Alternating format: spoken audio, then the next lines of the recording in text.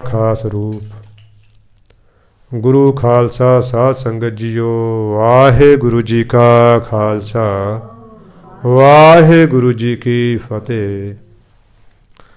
ਗੁਰੂ ਗਰੀਬ ਨਵਾਜ ਦੀ ਅਤੀ ਅਪਾਰ ਕਿਰਪਾ ਹੋਈ ਹੈ। ਆਪਾਂ ਸਾਰਿਆਂ ਨੂੰ ਇਹ ਵਡਭਾਗੀਆਂ ਘੜੀਆਂ, ਸੁਨਹਿਰੀ ਘੜੀਆਂ ਪ੍ਰਾਪਤ ਹੋਈਆਂ ਨੇ, ਜਿੱਥੇ ਸਤਿਗੁਰੂ ਨੇ ਸਾਡੇ 'ਤੇ ਐਡੀ ਵੱਡੀ ਕਿਰਪਾ ਕੀਤੀ ਹੈ। ਇੱਕ ਅਹਿਸਾਨ ਹੋਰ ਕਰ ਦੇਣ ਸਾਡੇ ਸਾਰਿਆਂ 'ਤੇ। ਸਾਨੂੰ ਸਾਰਿਆਂ ਨੂੰ ਸਾਵਧਾਨਤਾ, ਇਕਾਗਰਤਾ, ਸ਼ਰਧਾ, ਭਾਵਨਾ, ਪ੍ਰੇਮ ਭਰ ਕੇ ਸ਼ਬਦ ਅਤੇ ਸੁਰਤ ਦਾ ਮਿਲਾਪ ਕਰਾਉਂਦਿਆਂ ਹੋਇਆਂ ਪਵਿੱਤਰ ਪਾਵਨ ਬਾਣੀ ਦੀ ਉੱਚੀ ਸੁੱਚੀ ਕਥਾ, ਸ਼ਬਦੀ ਵਿਚਾਰ ਸੁਣਨ ਦੀ ਅਤੇ ਕਰਨ ਦੀ ਬਲ ਬੁੱਧੀ ਸਮਰੱਥਾ ਬਖਸ਼ਣ, ਤਾਂ ਕਿ ਸਾਡਾ ਸਾਰਿਆਂ ਦਾ ਆਇਆ, ਬੋਲਿਆ ਅਤੇ ਸੁਣਿਆ ਪ੍ਰਵਾਨ ਹੋ ਜਾਵੇ। ਗਰੀਬ ਨਵਾਜ ਸਤਿਗੁਰੂ, ਧੰਨ ਧੰਨ ਧੰਨ ਸ਼੍ਰੀ ਗੁਰੂ ਗ੍ਰੰਥ ਸਾਹਿਬ ਮਹਾਰਾਜ ਆਪਣੇ ਪਵਿੱਤਰ ਪਾਵਨ ਅੰਗ ਨੰਬਰ 2 ਤੋਂ ਆਪਣੇ ਪਹਿਲੇ ਸਰੂਪ ਵੇਦੀਆਂ ਦੀ ਕੁਲ ਦੇ ਕੁਲਭੂਸ਼ਣ, ਚਮਕਦੇ ਦਮਕਦੇ ਲਿਸ਼ਕਦੇ ਪੁਸ਼ਕਦੇ ਹੀਰੇ, ਧਰਮ ਦੀ ਧੁਜਾ, ਮਾਤਾ ਤ੍ਰਿਪਤਾ ਦੀ ਗੋਦ ਦੇ ਸ਼ਿੰਗਾਰ,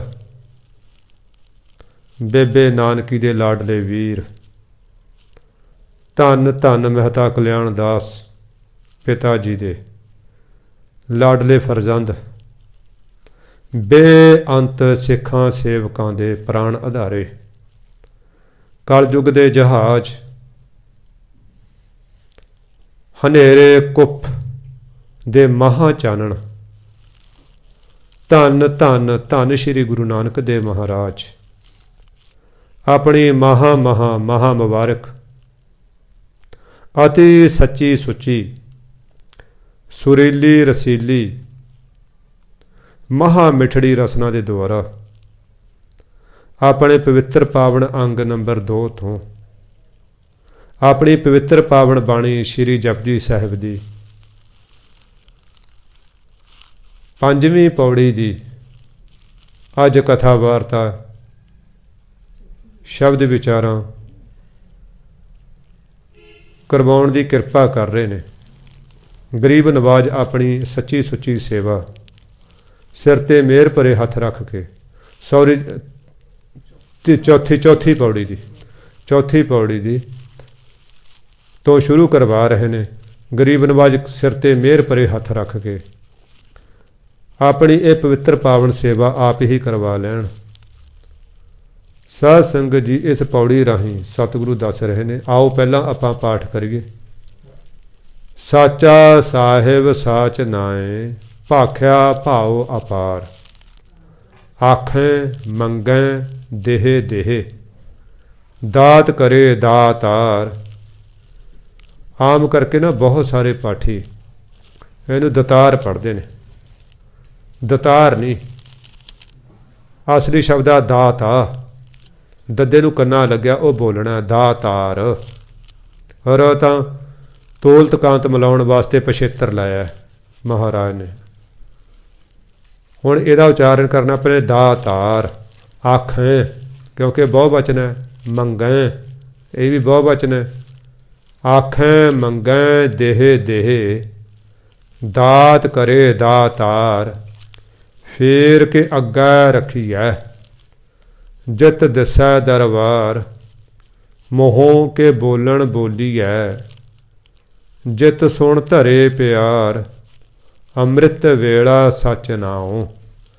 ਇਹਨੂੰ ਆਪਾਂ ਆਮ ਕਰਕੇ ਨਾ ਅੰਮ੍ਰਿਤ ਵੇਲਾ ਬੋਲਦੇ ਹਾਂ, ਪਰ ਲਿਖਿਆ ਅੰਮ੍ਰਿਤ ਹੈ। ਆਪਾਂ ਨੂੰ ਬੋਲਣਾ ਅੰਮ੍ਰਿਤ ਹੀ ਚਾਹੀਦਾ। ਅੰਮ੍ਰਿਤ ਜਿਹੜਾ ਮੌਤ ਤੋਂ ਪਰੇ ਦੀ ਗੱਲ ਕਰਦਾ ਹੋਵੇ, ਜਿਹੜਾ ਸਾਨੂੰ ਮੌਤ ਤੋਂ ਪਰਾਂ ਲਿਜਾਣ ਵਾਸਤੇ ਸਮਰੱਥ ਹੋਵੇ। ਅੰਮ੍ਰਿਤ ਵੇਲਾ ਸੱਚ ਨਾਉ, ਵਡਿਆਈ ਵਿਚਾਰ। ਕਰਮੀ ਆਵੈ ਕਪੜਾ, ਨਦਰੀ ਮੋਖ ਦੁਆਰ, ਨਾਨਕ ਐਵੇਂ ਜਾਣੀਐ।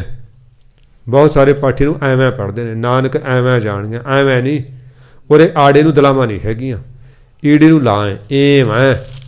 ਜਿਵੇਂ ਬਾਬਾ ਜੀ ਆਪਾਂ ਨੂੰ ਦੱਸਦੇ ਨਾ, ਜਦੋਂ ਆਪਾਂ ਜੋੜ ਕੇ ਪੜ੍ਹਦੇ ਹਾਂ ਫਿਰ ਇਸ ਨੂੰ ਆਪਾਂ ਸਹੀ ਪੜ੍ਹਾਂਗੇ।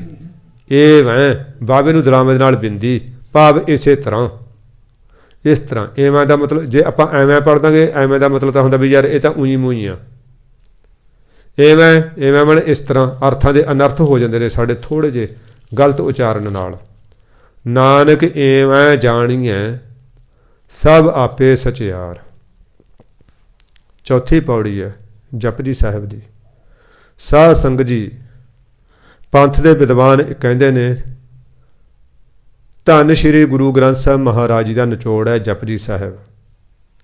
ਇਸ ਨੂੰ ਮਾਲਾ ਮੰਤਰ ਵੀ ਕਹਿੰਦੇ ਸੀ ਪੁਰਾਣੇ ਗੁਰਸਿੱਖ। ਫਿਰ ਇਸ ਦਾ ਜਪਜੀ ਸਾਹਿਬ ਦਾ ਨਿਚੋੜ ਹੈ ਸਾਡਾ ਮੂਲ ਮੰਤਰ, ਜਿਹੜਾ ਆਪਾਂ ਇੱਕ ਓਂਕਾਰ ਤੋਂ ਗੁਰਪ੍ਰਸਾਦ ਤੱਕ, ਸੰਪਰਦਾਈ ਵਿਦਵਾਨ ਇਸ ਨੂੰ ਨਾਨਕ ਹੋਸੀ ਤੱਕ ਵੀ ਮੰਨਦੇ ਨੇ। ਚਲੋ ਕਿਤੋਂ ਤੱਕ ਹੋਵੇ, ਸਾਰੇ ਗੁਰੂ ਗ੍ਰੰਥ ਸਾਹਿਬ ਦਾ ਨਿਚੋੜ ਜਪਜੀ ਸਾਹਿਬ। ਜਪਜੀ ਸਾਹਿਬ ਦਾ ਤੱਤ ਸਾਰ ਹੈ ਮੂਲ ਮੰਤਰ। ਮੂਲ ਮੰਤਰ ਦਾ ਤੱਤ ਸਾਰ ਹੈ ਬੀਜ ਮੰਤਰ। ਬੀਜ ਮੰਤਰ ਹੈਗਾ ਸਾਡਾ ਇੱਕ ਓਂਕਾਰ ਸਤਿਗੁਰ ਪ੍ਰਸਾਦ। ਫਿਰ ਇਸ ਨੂੰ ਜੇ ਆਪਾਂ ਦੂਸਰੇ ਤਰ੍ਹਾਂ ਲੈ ਕੇ ਜਾਈਏ, ਬੀਜ ਮੰਤਰ ਹੈਗਾ ਸਾਡਾ ਇੱਕ ਓਂਕਾਰ ਸਤਿਗੁਰ ਪ੍ਰਸਾਦ। ਫਿਰ ਉਸ ਦਾ ਵਿਸਥਾਰ ਮੂਲ ਮੰਤਰ ਹੈ, ਉਹਦਾ ਵਿਸਥਾਰ ਜਪਜੀ ਸਾਹਿਬ ਹੈ। ਜਪਜੀ ਸਾਹਿਬ ਦੀ ਵਿਆਖਿਆ ਪੂਰੇ ਗੁਰੂ ਗ੍ਰੰਥ ਸਾਹਿਬ ਦੀ ਹੈ। ਗੁਰੂ ਗ੍ਰੰਥ ਸਾਹਿਬ ਦੀ ਵਿਆਖਿਆ ਦਸਮ ਗ੍ਰੰਥ ਜੀ ਕਰਦੇ ਨੇ। ਦਸਮ ਗ੍ਰੰਥ ਦੀ ਭਾਈ ਗੁਰਦਾਸ ਦੀਆਂ ਵਾਰਾਂ ਕਰਦੀਆਂ ਨੇ, ਭਾਈ ਵਾਰ ਦੀਆਂ ਦਸਮ ਗ੍ਰੰਥ ਜੀ ਕਰਦੇ ਨੇ। ਦਸਮ ਗ੍ਰੰਥ ਦੀਆਂ ਜਿਹੜਾ ਹੈ ਵਿਆਖਿਆ ਉਹ ਜਿਵੇਂ ਹੋਰ ਗ੍ਰੰਥ ਨੇ, ਪੰਥ ਪ੍ਰਕਾਸ਼ ਹੋ ਗਏ, ਸੂਰਜ ਪ੍ਰਕਾਸ਼ ਹੋ ਗਏ, ਇਹ ਅੱਗੇ ਉਹਨਾਂ ਦੀ ਵਿਆਖਿਆ ਕਰਦੇ ਨੇ।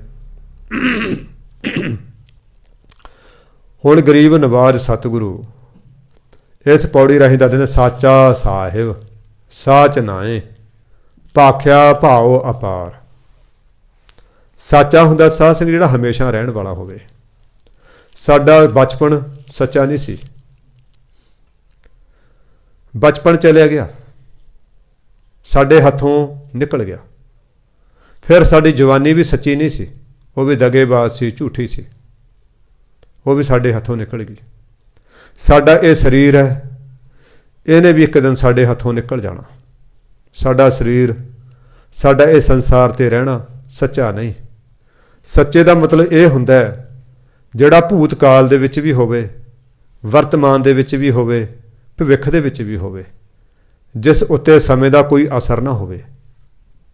ਸਾਡੇ ਸਰੀਰ 'ਤੇ ਸਮੇਂ ਦੇ ਅਸਰ ਦੇ ਨਾਲ ਅਸੀਂ ਮਾਤਾ ਦੇ ਪੇਟ 'ਚ ਨਿੰਮੇ, ਫਿਰ ਅਸੀਂ ਜੰਮੇ, ਫਿਰ ਅਸੀਂ ਬਚਪਨ ਹੰਢਾਇਆ, ਫਿਰ ਅਸੀਂ ਜਵਾਨੀ ਹੰਢਾਈ, ਅੰਤ ਨੂੰ ਬੁਢਾਪਾ ਹੰਢਾਉਂਦਿਆਂ ਅਸੀਂ ਇਸ ਦੁਨੀਆ ਨੂੰ ਅਲਵਿਦਾ ਕਹਿ ਦੇਣਾ। ਸਾਡੇ 'ਤੇ ਸਮੇਂ ਦਾ ਪ੍ਰਭਾਵ ਹੈ। ਸਮੇਂ ਦੇ ਪ੍ਰਭਾਵ ਨਾਲ ਸਾਧ ਸੰਗਤ ਜੀ ਇਸ ਪਾਤ ਦੀਆਂ ਬਣੀਆਂ ਹੋਈਆਂ ਚੀਜ਼ਾਂ ਵੀ ਕਈ ਵਾਰੀ ਨਾਸ਼ ਹੋ ਜਾਂਦੀਆਂ ਨੇ, ਜੰਗ ਲੱਗ ਜਾਂਦਾ ਉਹਨਾਂ ਨੂੰ।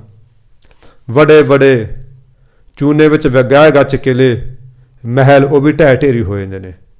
ਸਮੇਂ ਦੇ ਪ੍ਰਭਾਵ ਨਾਲ ਇਹ ਸੰਸਾਰ ਦੇ ਉੱਤੇ ਬੜੇ ਬੜੇ ਰਾਜੇ ਆਏ, ਬੜੇ ਬੜੇ ਅਵਤਾਰ ਆਏ, ਪੀਰ ਪੈਗੰਬਰ ਆਏ, ਔਲੀਏ ਆਏ। ਸਮੇਂ ਦੇ ਪ੍ਰਭਾਵ ਨਾਲ ਉਹ ਚਲੇ ਗਏ। ਪਰ ਜਿਹੜਾ ਪਰਮਾਤਮਾ ਸਾਡਾ ਸਾਹਿਬ ਹੈ ਉਹ ਸੱਚਾ ਹੈ। ਮਹਾਰਾਜ ਨੇ ਮੂਲ ਮੰਤਰ ਦੇ ਵਿੱਚ ਉਹਨੂੰ ਲਿਖਿਆ ਅਕਾਲ ਮੂਰਤ। ਉਹਦੀ ਮੂਰਤੀ ਸਮੇਂ ਦੇ ਪ੍ਰਭਾਵ ਤੋਂ ਪਰੇ ਹੈ।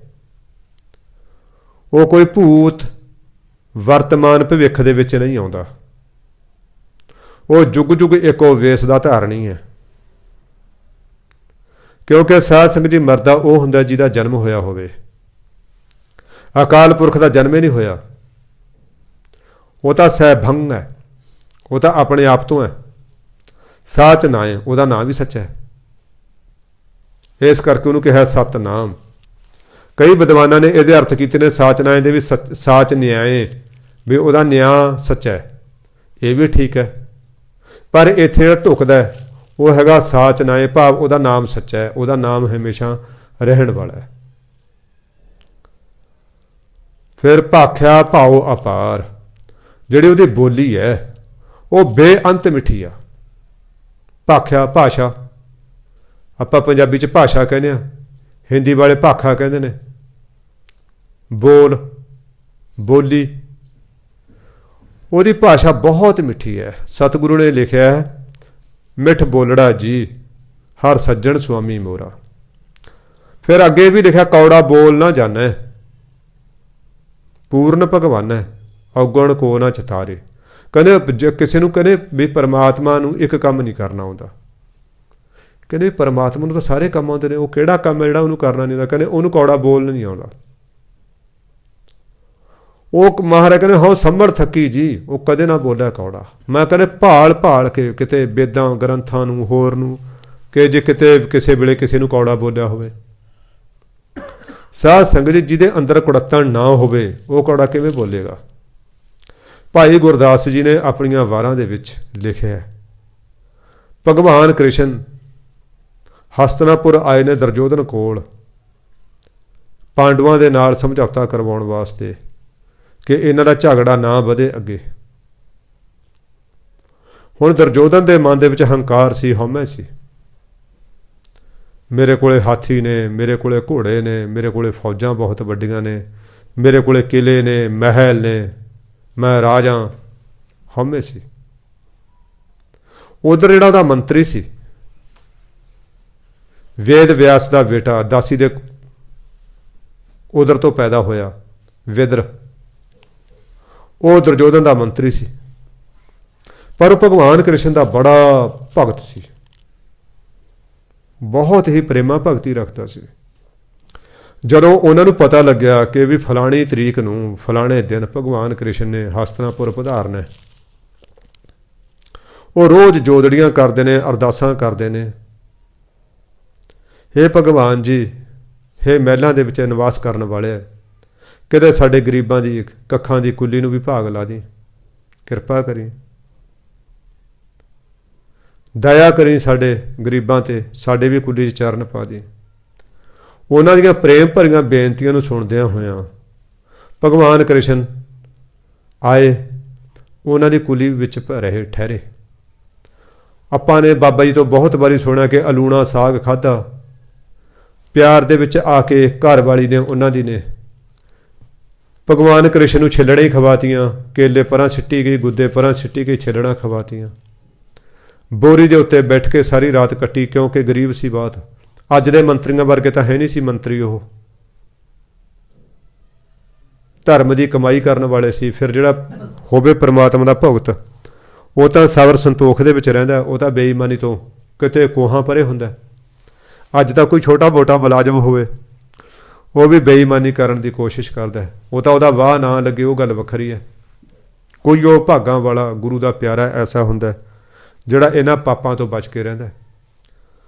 ਹੁਣ ਵਿਦਰ ਵਰਗਾ ਧਰਮੀ ਵਜ਼ੀਰ ਕੋਈ ਉਹ ਹੁੰਦਾ, ਬੋਰੀ ਦੇ ਉੱਤੇ ਬੈਠ ਕੇ ਸਾਰੀ ਰਾਤ ਸਿਫਤ ਸਲਾਹ ਹੋਈ ਹੈ ਅਕਾਲ ਪੁਰਖ ਦੀ, ਸਾਰੀ ਰਾਤ ਪ੍ਰੇਮ ਦੀਆਂ ਬਾਤਾਂ ਚੱਲੀਆਂ ਨੇ, ਗੁਣ ਗਾਵਤ ਰਹਿਣ ਬਿਹਾਨੀ। ਸਵੇਰ ਨੂੰ ਉਹ ਉਡੀਕ ਰਿਹਾ ਦੁਰਯੋਧਨ। ਜਦੋਂ ਉਹਨੂੰ ਪਤਾ ਲੱਗਿਆ ਕਿ ਭਗਵਾਨ ਕ੍ਰਿਸ਼ਨ ਤਾਂ ਸ਼ਾਮਾਂ ਦੇ ਆਏ ਹੋਏ ਨੇ, ਵਿਦਰ ਦੀ ਕੁੱਲੀ ਦੇ ਵਿੱਚ ਬੈਠੇ ਨੇ, ਉਧਰ ਉਸ ਨੇ ਦੂਸਰੇ ਪਾਸੇ ਜਿਹੜਾ ਮੁੱਖ ਦੁਆਰ ਸੀ, ਉੱਥੇ ਦਰੋਣਾਚਾਰੀਆ ਵਰਗੇ, ਕਿਰਪਾਚਾਰੀਆ ਵਰਗੇ, ਭੀਸ਼ਮ ਪਿਤਾਮੇ ਵਰਗੇ ਬੜੇ ਬੜੇ ਪਤਵੰਤੇ ਸੱਜਣ ਖੜਾਏ ਹੋਏ ਸੀ ਕਿ ਭਗਵਾਨ ਆਉਣਗੇ, ਬੜੇ ਪਿਆਰ ਸਤਿਕਾਰ ਨਾਲ ਲੈ ਕੇ ਆਉਣਾ। ਪਰ ਮਨ 'ਚ ਹਉਮੈ ਸੀ, ਮਨ 'ਚ ਹਉਮੈ ਸੀ ਵੀ ਹੋਰ ਭਗਵਾਨ ਕਿੱਥੇ ਆਊਗਾ, ਮੇਰੇ ਕੋਲ ਹੀ ਆਊਗਾ। ਗੋਬਿੰਦ ਭਾਉ ਭਗਤ ਕਾ ਭੁੱਖਾ, ਭਗਤ ਭਾਈ ਗੁਰਦਾਸ ਜੀ ਇਸ ਪੌੜੀ ਦੇ ਅੰਤ ਵਿੱਚ ਇਹੀ ਲਿਖਦੇ ਨੇ। ਕਹਿੰਦੇ ਜਦੋਂ ਉਹਨੂੰ ਪਤਾ ਲੱਗਿਆ ਕਿ ਭਗਵਾਨ ਤਾਂ ਅਸੀਂ ਉਰੇ ਉਡੀਕ ਰਹੇ ਹਾਂ, ਭਗਵਾਨ ਤਾਂ ਸ਼ਾਮਾਂ ਦੇ ਵਿਦਰ ਦੀ ਕੁੱਲੀ 'ਚ ਬੈਠੇ ਨੇ, ਦੁਰਯੋਧਨ ਆ ਕੇ ਭਗਵਾਨ ਨੂੰ ਰੁੱਖਾ ਬੋਲਿਆ ਕਿ ਏਡੇ ਏਡੇ ਪਤਵੰਤੇ, ਏਡੇ ਏਡੇ ਮਹਾਂ ਜਿਹੜਾ ਹੈ ਪਰਸਨੈਲਿਟੀ ਵਾਲੇ ਬੰਦੇ ਮੈਂ ਖੜਾਏ, ਪ੍ਰਮੁੱਖ ਸ਼ਖਸੀਅਤਾਂ ਤੇਰੇ ਸਤਿਕਾਰ ਵਾਸਤੇ ਖੜਾਈਆਂ, ਤੂੰ ਉਰੇ ਬੋਰੀ ਤੇ ਬੈਠ ਕੇ ਅਲੂਣਾ ਸਾਗ ਖਾ ਕੇ ਆਨੰਦ ਮਾਣ ਰਿਹਾ। ਭਗਵਾਨ ਮੈਂ ਤਾਂ ਤੈਨੂੰ ਰਾਜਾ ਜਾਣਿਆ ਸੀ ਕਿ ਤੂੰ ਵਧੀਆ ਮਖਮਲੀ ਬਿਸਤਰਿਆਂ ਤੇ ਸੌਣ ਵਾਲਾ ਹੋਏਗਾ, ਤੂੰ 36 ਪ੍ਰਕਾਰ ਦੇ ਭੋਜਨ ਛਕਣ ਵਾਲਾ ਹੋਏਗਾ, ਤੂੰ ਵਧੀਆ ਸੇਜਾਂ ਹੰਡਾਉਣ ਵਾਲਾ ਹੋਏਗਾ, ਪਰ ਤੂੰ ਤਾਂ ਬੋਰੀ ਤੇ ਬੈਠ ਕੇ ਅਲੂਣਾ ਸਾਗ ਖਾ ਖਾ ਕੇ ਬੈਠੇ। ਬਾਬਾ ਕਬੀਰ ਜੀ ਨੇ ਵੀ ਇਸ ਵਾਰਤਾ ਨੂੰ ਆਪਣੇ ਲਿਖਿਆ, ਰਾਜਨ ਕੌਣ ਤੁਮਾਰੇ ਆਵੈ, ਐਸੋ ਭਾਓ ਬਿਦਰ ਕੋ ਦੇਖਿਓ, ਉਹ ਗਰੀਬ ਮੋਹੇ ਭਾਵੈ। ਉਹ ਰੁੱਖਾ ਬੋਲ ਰਿਹਾ, ਪਰ ਭਾਈ ਗੁਰਦਾਸ ਜੀ ਇਸ ਗੱਲ ਦੀ ਗਵਾਹੀ ਕਰਦੇ ਨੇ, ਕਹਿੰਦੇ ਹੱਸ ਬੋਲੇ ਭਗਵਾਨ ਜੀ। ਭਗਵਾਨ ਹੱਸ ਕੇ ਬੋਲ ਰਹੇ ਨੇ ਅੱਗੋਂ। ਉਹ ਰੁੱਖਾ ਬੋਲ ਰਿਹਾ ਕਿਉਂਕਿ ਉਹਦੇ ਅੰਦਰ ਕੜਤਣ ਸੀ, ਭਗਵਾਨ ਦੇ ਅੰਦਰ ਮਠਿਆਸ ਸੀ। ਜਿਹਦੇ ਅੰਦਰ ਮਠਿਆਸ ਹੋਏਗੀ ਸਾਧ ਸੰਗਤ ਜੀ, ਜਿਹਦੀ ਜੇਬ 'ਚ ਕੋਈ ਜਿਹੋ ਜਿਹੀ ਵਸਤੂ ਹੋਊਗੀ ਉਹ ਉਹੀ ਜਿਹੀ ਬਾਹਰ ਕੱਢੇਗਾ। ਕਿਸੇ ਨੇ ਜੇਬ 'ਚ ਮੂੰਗਫਲੀਆਂ ਪਾਈਆਂ ਹੋਈਆਂ ਨੇ, ਮੂੰਗਫਲੀਆਂ ਕੱਢ ਕੱਢ ਖਾਈ ਜਾਏਗਾ। ਕਿਸੇ ਨੇ ਕਾਜੂ ਬਦਾਮ ਪਾਏ ਨੇ, ਉਹ ਕਾਜੂ ਬਦਾਮ ਕੱਢ ਕੱਢ ਕੇ ਖਾਈ ਜਾਏਗਾ। ਕੋਈ ਛੋਲਿਆਂ ਦੇ ਦਾਣੇ ਪਾਈ ਫਿਰਦਾ ਆਪਣੇ ਬੋਝੇ 'ਚ, ਉਹ ਛੋਲਿਆਂ ਦੇ ਦਾਣੇ ਕੱਢ ਕੱਢ ਕੇ ਖਾਈ ਜਾਏਗਾ। ਹੁਣ ਇਹੋ ਜਿਹਾ ਸਾਡੇ ਮਨ 'ਚ ਕੜਤਣ ਹੈ ਤਾਂ ਅਸੀਂ ਕੌੜੇ ਬੋਲ ਬੋਲਾਂਗੇ, ਹਉਮੈ ਵਾਲੇ ਹੈ ਤਾਂ ਅਸੀਂ ਫਿਰ ਹਉਮੈ ਵਾਲੇ ਬੋਲ ਬੋਲਾਂਗੇ। ਕਿਉਂਕਿ ਪਰਮਾਤਮਾ ਅਤੀ ਮਿੱਠੜਾ ਹੈ, ਉਹ ਗਰੀਬ ਨਵਾਜ ਹੈ, ਉਹ ਨੀਚੋਂ ਊਚ ਕਰੇ ਮੇਰਾ ਗੋਬਿੰਦ ਦੀ ਬਿਰਦ ਵਾਲਾ ਪਰਮਾਤਮਾ ਹੈ। ਹੁਣ ਉਹ ਕਹਿੰਦੇ ਉਹਦੀ ਬੋਲੀ ਆ ਉਹ ਬੇਅੰਤ ਮਿੱਠੀ ਹੈ, ਬੇਅੰਤ ਪਿਆਰ ਵਾਲੀ ਹੈ। ਭਾਉ ਮਿਲੇ ਪਿਆਰ ਹੁੰਦਾ। ਪਰਮਾਤਮਾ ਸੱਚਾ ਹੈ, ਉਹਦਾ ਨਾਂ ਵੀ ਸੱਚਾ ਹੈ, ਉਹਦੀ ਬੋਲੀ ਬਹੁਤ ਮਠਿਆਸ ਵਾਲੀ ਹੈ। ਸਾਧ ਸੰਗਤ ਜੀ, ਮਿੱਠੇ ਬੰਦੇ ਨੂੰ ਅਸੀਂ ਮਿੱਠਾ ਬੋਲ ਕੇ ਹੀ ਪਰਚਾ ਸਕਦੇ ਹਾਂ। ਕੌੜਾ ਬੋਲ ਬੋਲ ਕੇ ਅਸੀਂ ਕਿਸੇ ਨੂੰ ਵੀ ਨੇੜੇ ਨਹੀਂ ਲਾ ਸਕਦੇ। ਆਖੈ ਮੰਗੈ ਦੇਹ ਦੇਹ, ਦਾਤ ਕਰੇ ਦਾਤਾਰ। ਜਿਹੜੇ ਇਹ ਸ੍ਰਿਸ਼ਟੀ ਦੇ ਜੀਵ ਨੇ, 84 ਲੱਖ ਮੇਦਨੀ, 84 ਲੱਖ ਜੂਨੀਆਂ ਨੇ ਜਿਹੜੀਆਂ, ਉਹਦੇ ਸਾਰੇ ਜੀਵ ਭਾਵ ਚਾਰੇ ਖਾਣੀਆਂ, ਅੰਡਜ ਜੇਰਜ ਸੇਤਜ ਉਤਪੁਜ, ਉਹ ਸਾਰੇ ਜੀਵ ਉਹਨੂੰ ਕਹਿੰਦੇ ਨੇ, ਉਹ ਤੋਂ ਮੰਗਦੇ ਨੇ। ਕਹਿੰਦੇ ਪਰਮਾਤਮਾ ਕੋਈ ਕਹਿੰਦਾ ਮੈਨੂੰ ਦੁੱਧ ਦੇ, ਕੋਈ ਕਹਿੰਦਾ ਮੈਨੂੰ ਪੁੱਤ ਦੇ, ਕੋਈ ਕਹਿੰਦਾ ਮੈਨੂੰ ਧਨ ਦੇ, ਕੋਈ ਕਹਿੰਦਾ ਮੈਨੂੰ ਲక్ష్ਮੀ ਦੇ, ਕੋਈ ਕਹਿੰਦਾ ਮੈਨੂੰ ਤੰਦਰੁਸਤੀ ਦੇ, ਕੋਈ ਕਹਿੰਦਾ ਮੈਨੂੰ ਰਾਜ ਭਾਗ ਦੇ। ਕੋਈ ਕੁਛ ਮੰਗਦਾ, ਕੋਈ ਕੁਛ ਮੰਗਦਾ। ਪਰਮਾਤਮਾ ਸਭ ਨੂੰ ਦਾਤਾਂ ਉਹਨਾਂ ਦੀ ਪਰਾਲੱਭ ਦੇ ਮੁਤਾਬਕ ਦੇ ਹੀ ਜਾਂਦਾ। ਉਹਦੇ ਮੁਤਾਬਕ ਜੋ ਪਰਾਲੱਭ ਤੇ ਲਿਖੀ ਆ ਉਹਦੇ ਮੁਤਾਬਕ ਦੇ ਹੀ ਜਾਂਦਾ। ਉਹ ਦਾਤ ਕਰੇ ਦਾਤਾਰ, ਉਹ ਦਾਤਾ ਉਹਨਾਂ ਨੂੰ ਦਾਤ ਦਿੰਦਾ, ਭਾਵ ਦਾਤ ਕਰਦਾ। ਉਹ ਮੰਗਦੇ ਨੇ, ਕਹਿੰਦੇ ਨੇ ਉਹਨੂੰ। ਹੁਣ ਉਹਦੀਆਂ ਦਾਤਾਂ ਨੂੰ ਪ੍ਰਾਪਤ ਕਰਦਿਆਂ ਹੋਇਆਂ ਸਾਧ ਸੰਗਤ ਜੀ, ਜੇ ਅਸੀਂ ਇਮਾਨਦਾਰੀ ਨਾਲ ਜ਼ਿੰਦਗੀ ਜਿਈਏ ਤਾਂ ਅਸੀਂ ਜਦੋਂ ਉਹਦੀਆਂ ਦਾਤਾਂ ਵੱਲ ਨਿਗਾਹ ਮਾਰਦੇ ਹਾਂ, ਪਰਮਾਤਮਾ ਤੇਰਾ ਕਿੰਨਾ ਸ਼ੁਕਰ ਹੈ, ਤੂੰ ਮੈਨੂੰ 2 ਅੱਖਾਂ ਦਿੱਤੀਆਂ ਨੇ। ਜੇ ਤੂੰ ਮੈਨੂੰ ਕਾਣਾ ਬਣਾਉਣ ਦਾ, ਮੇਰਾ ਜਿਹੜਾ ਰੂਪ ਰੰਗ ਹੀ ਨਹੀਂ ਰਹਿਣਾ ਸੀ। ਜੇ ਤੂੰ ਮੈਨੂੰ ਅੰਨਾ ਬਣਾਉਣ ਦਾ, ਆਹ ਰੰਗਾਂ ਦੀ ਦੁਨੀਆ ਮੇਰੇ ਲਈ ਅਰਥਹੀਣ ਹੋ ਜਾਣੀ ਸੀ। ਪਰਮਾਤਮਾ ਤੂੰ ਮੈਨੂੰ ਕੰਨ ਦਿੱਤੇ ਨੇ। ਜੇ ਤੂੰ ਮੈਨੂੰ ਕਿਤੇ ਬੋਲਾ ਬਣਾਉਣ ਦਾ, ਸਾਧ ਸੰਗਤ ਦੇਖੋ ਆਪਾਂ ਹੁਣ 60 ਦੇ ਨੇੜੇ ਤੇੜੇ ਪਹੁੰਚੇ ਹੋਏ ਹਾਂ, ਉੱਚਾ ਸੁਣਨ ਲੱਗਿਆ ਕਿਸੇ ਨੂੰ, ਆਪਾਂ ਮਤਲਬ ਦਿਮਾਗ ਬੁੱਝ ਹੋ ਜਾਂਦਾ, ਇੰਟੈਲੀਜੈਂਸੀ ਬੰਦੇ ਦੀ ਖਤਮ ਹੋ ਜਾਂਦੀ ਜਦੋਂ ਉੱਚਾ ਸੁਣਦਾ। ਉਹਨੂੰ ਪਤਾ ਹੀ ਨਹੀਂ ਲੱਗਦਾ ਕਿ ਮੇਰੇ ਆਲੇ ਦੁਆਲੇ ਮੇਰੀਆਂ ਇਹ ਸ਼ਾਇਦ ਆਪਣੀਆਂ ਗੱਲਾਂ ਕਰੀ ਜਾਂਦੇ, ਹੁਣ ਆਪਾਂ ਨੂੰ ਪਤਾ ਹੀ ਨਹੀਂ ਲੱਗਦਾ। ਜੇ ਕਿਤੇ ਜਨਮ ਤੋਂ ਬੋਲਾ ਬਣਾਉਣ ਦਾ, ਫਿਰ ਕੀ ਕਰਦੇ? ਉਹਨੇ ਜੀਭ ਦਿੱਤੀ ਹੈ। ਸਾਧ ਸੰਗਤ ਜੀ, ਕਿੰਨੇ ਲੋਕ ਨੇ ਗੂੰਗੇ ਜਿਨ੍ਹਾਂ ਤੋਂ ਬੋਲੇ ਨਹੀਂ ਜਾਂਦਾ ਹੈਗਾ, ਬੋਲ ਨਹੀਂ ਸਕਦੇ। ਫਿਰ ਉਹਨੇ ਸੋਹਣਾ ਰੂਪ ਰੰਗ ਦਿੱਤਾ। ਕਈਆਂ ਦਾ ਬੜਾ ਕੋਝਾ ਕਰੂਪ ਹੁੰਦਾ, ਕਰੂਪ ਚਿਹਰਾ ਹੁੰਦਾ, ਮਾਤਾ ਦੇ ਦਾਗ ਹੁੰਦੇ ਨੇ, ਜਾਂ ਕੋਈ ਵਿੰਗਾ ਟੇਢਾ ਮੂੰਹ ਹੁੰਦਾ। ਅੱਛਾ, ਫਿਰ ਆਪਾਂ ਨੂੰ ਬੁੱਧੀ ਦਿੱਤੀ ਹੈ। ਬਥੇਰੇ ਬੁੱਧੀਹੀਨ ਮਨੁੱਖ ਫਿਰਦੇ ਨੇ। ਉਹਦੀਆਂ ਦਾਤਾਂ ਨੂੰ ਜੇ ਅਸੀਂ ਗਿਣਨ ਲੱਗ ਜਾਈਏ ਨਾ, ਸਾਧ ਸੰਗਤ ਜੀ, ਅਸੀਂ ਗਿਣ ਨਹੀਂ ਸਕਦੇ। ਉਹਦੀਆਂ ਦਾਤਾਂ ਦੀ ਅਸੀਂ ਗਿਣਤੀ ਕਰ ਹੀ ਨਹੀਂ ਸਕਦੇ।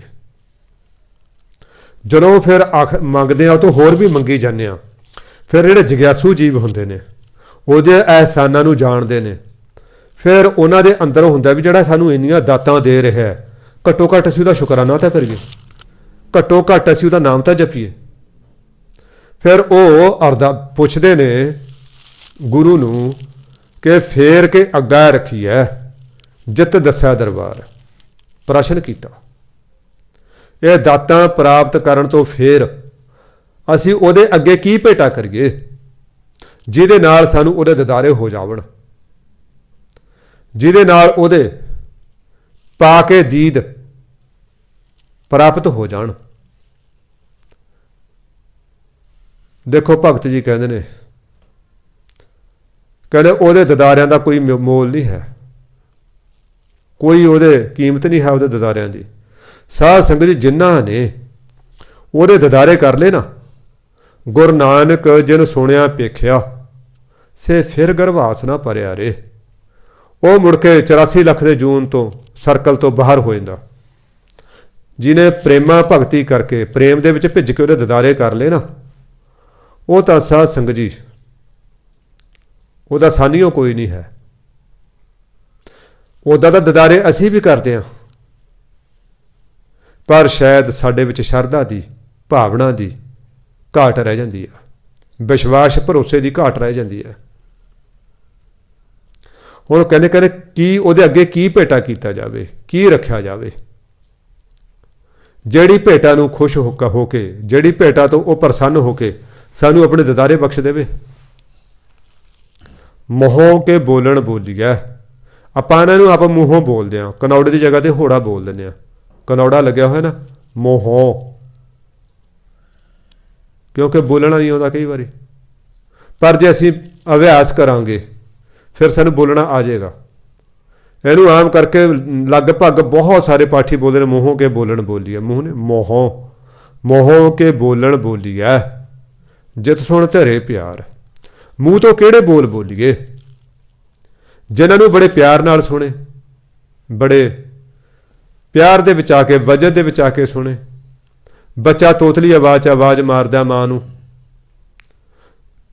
ਬੱਚੇ ਦੀ ਤੋਤਲੀ ਆਵਾਜ਼ ਪੈਂਦੀ ਹੈ ਮਾਂ ਦੇ ਕੰਨਾਂ 'ਚ, ਮਾਂ ਬੜੇ ਪਿਆਰ ਨਾਲ ਆਉਂਦੀ ਹੈ, ਉਹ ਮੈਂ ਸਦਕੇ ਜਾਵਾਂ ਮੇਰੇ ਬੱਚੇ, ਤੂੰ ਮੈਨੂੰ ਬੁਲਾਇਆ, ਤੂੰ ਮੈਨੂੰ ਮਾਂ ਕਿਹਾ। ਸਾਧ ਸੰਗਤ ਜੀ ਬੱਚੇ ਦੇ ਮਾਂ ਕਹਿਣ ਤੇ ਮਾਂ ਦਾ ਕਾਲਜਾ ਠਰ ਜਾਂਦਾ, ਪਰ ਜੇ ਅਸੀਂ ਕਿਤੇ ਪਿਆਰ ਦੇ ਵਿੱਚ ਭਿੱਜ ਕੇ ਵਾਹਿਗੁਰੂ ਕਹਿ ਦਈਏ, ਗੁਰੂ ਮਹਾਰਾਜ ਨੂੰ ਪ੍ਰੇਮ ਦੇ ਵਿੱਚ ਆ ਕੇ ਯਾਦ ਕਰ ਲਈਏ, ਕੋਈ ਨਮਸਕਾਰ ਕਰ ਦਈਏ ਪ੍ਰੇਮ ਦੇ ਵਿੱਚ ਆ ਕੇ, ਸਾਧ ਸੰਗਤ ਫਿਰ ਗੁਰੂ ਨੂੰ ਕਿੰਨੀ ਪ੍ਰਸੰਨਤਾ ਹੁੰਦੀ ਹੋਏਗੀ।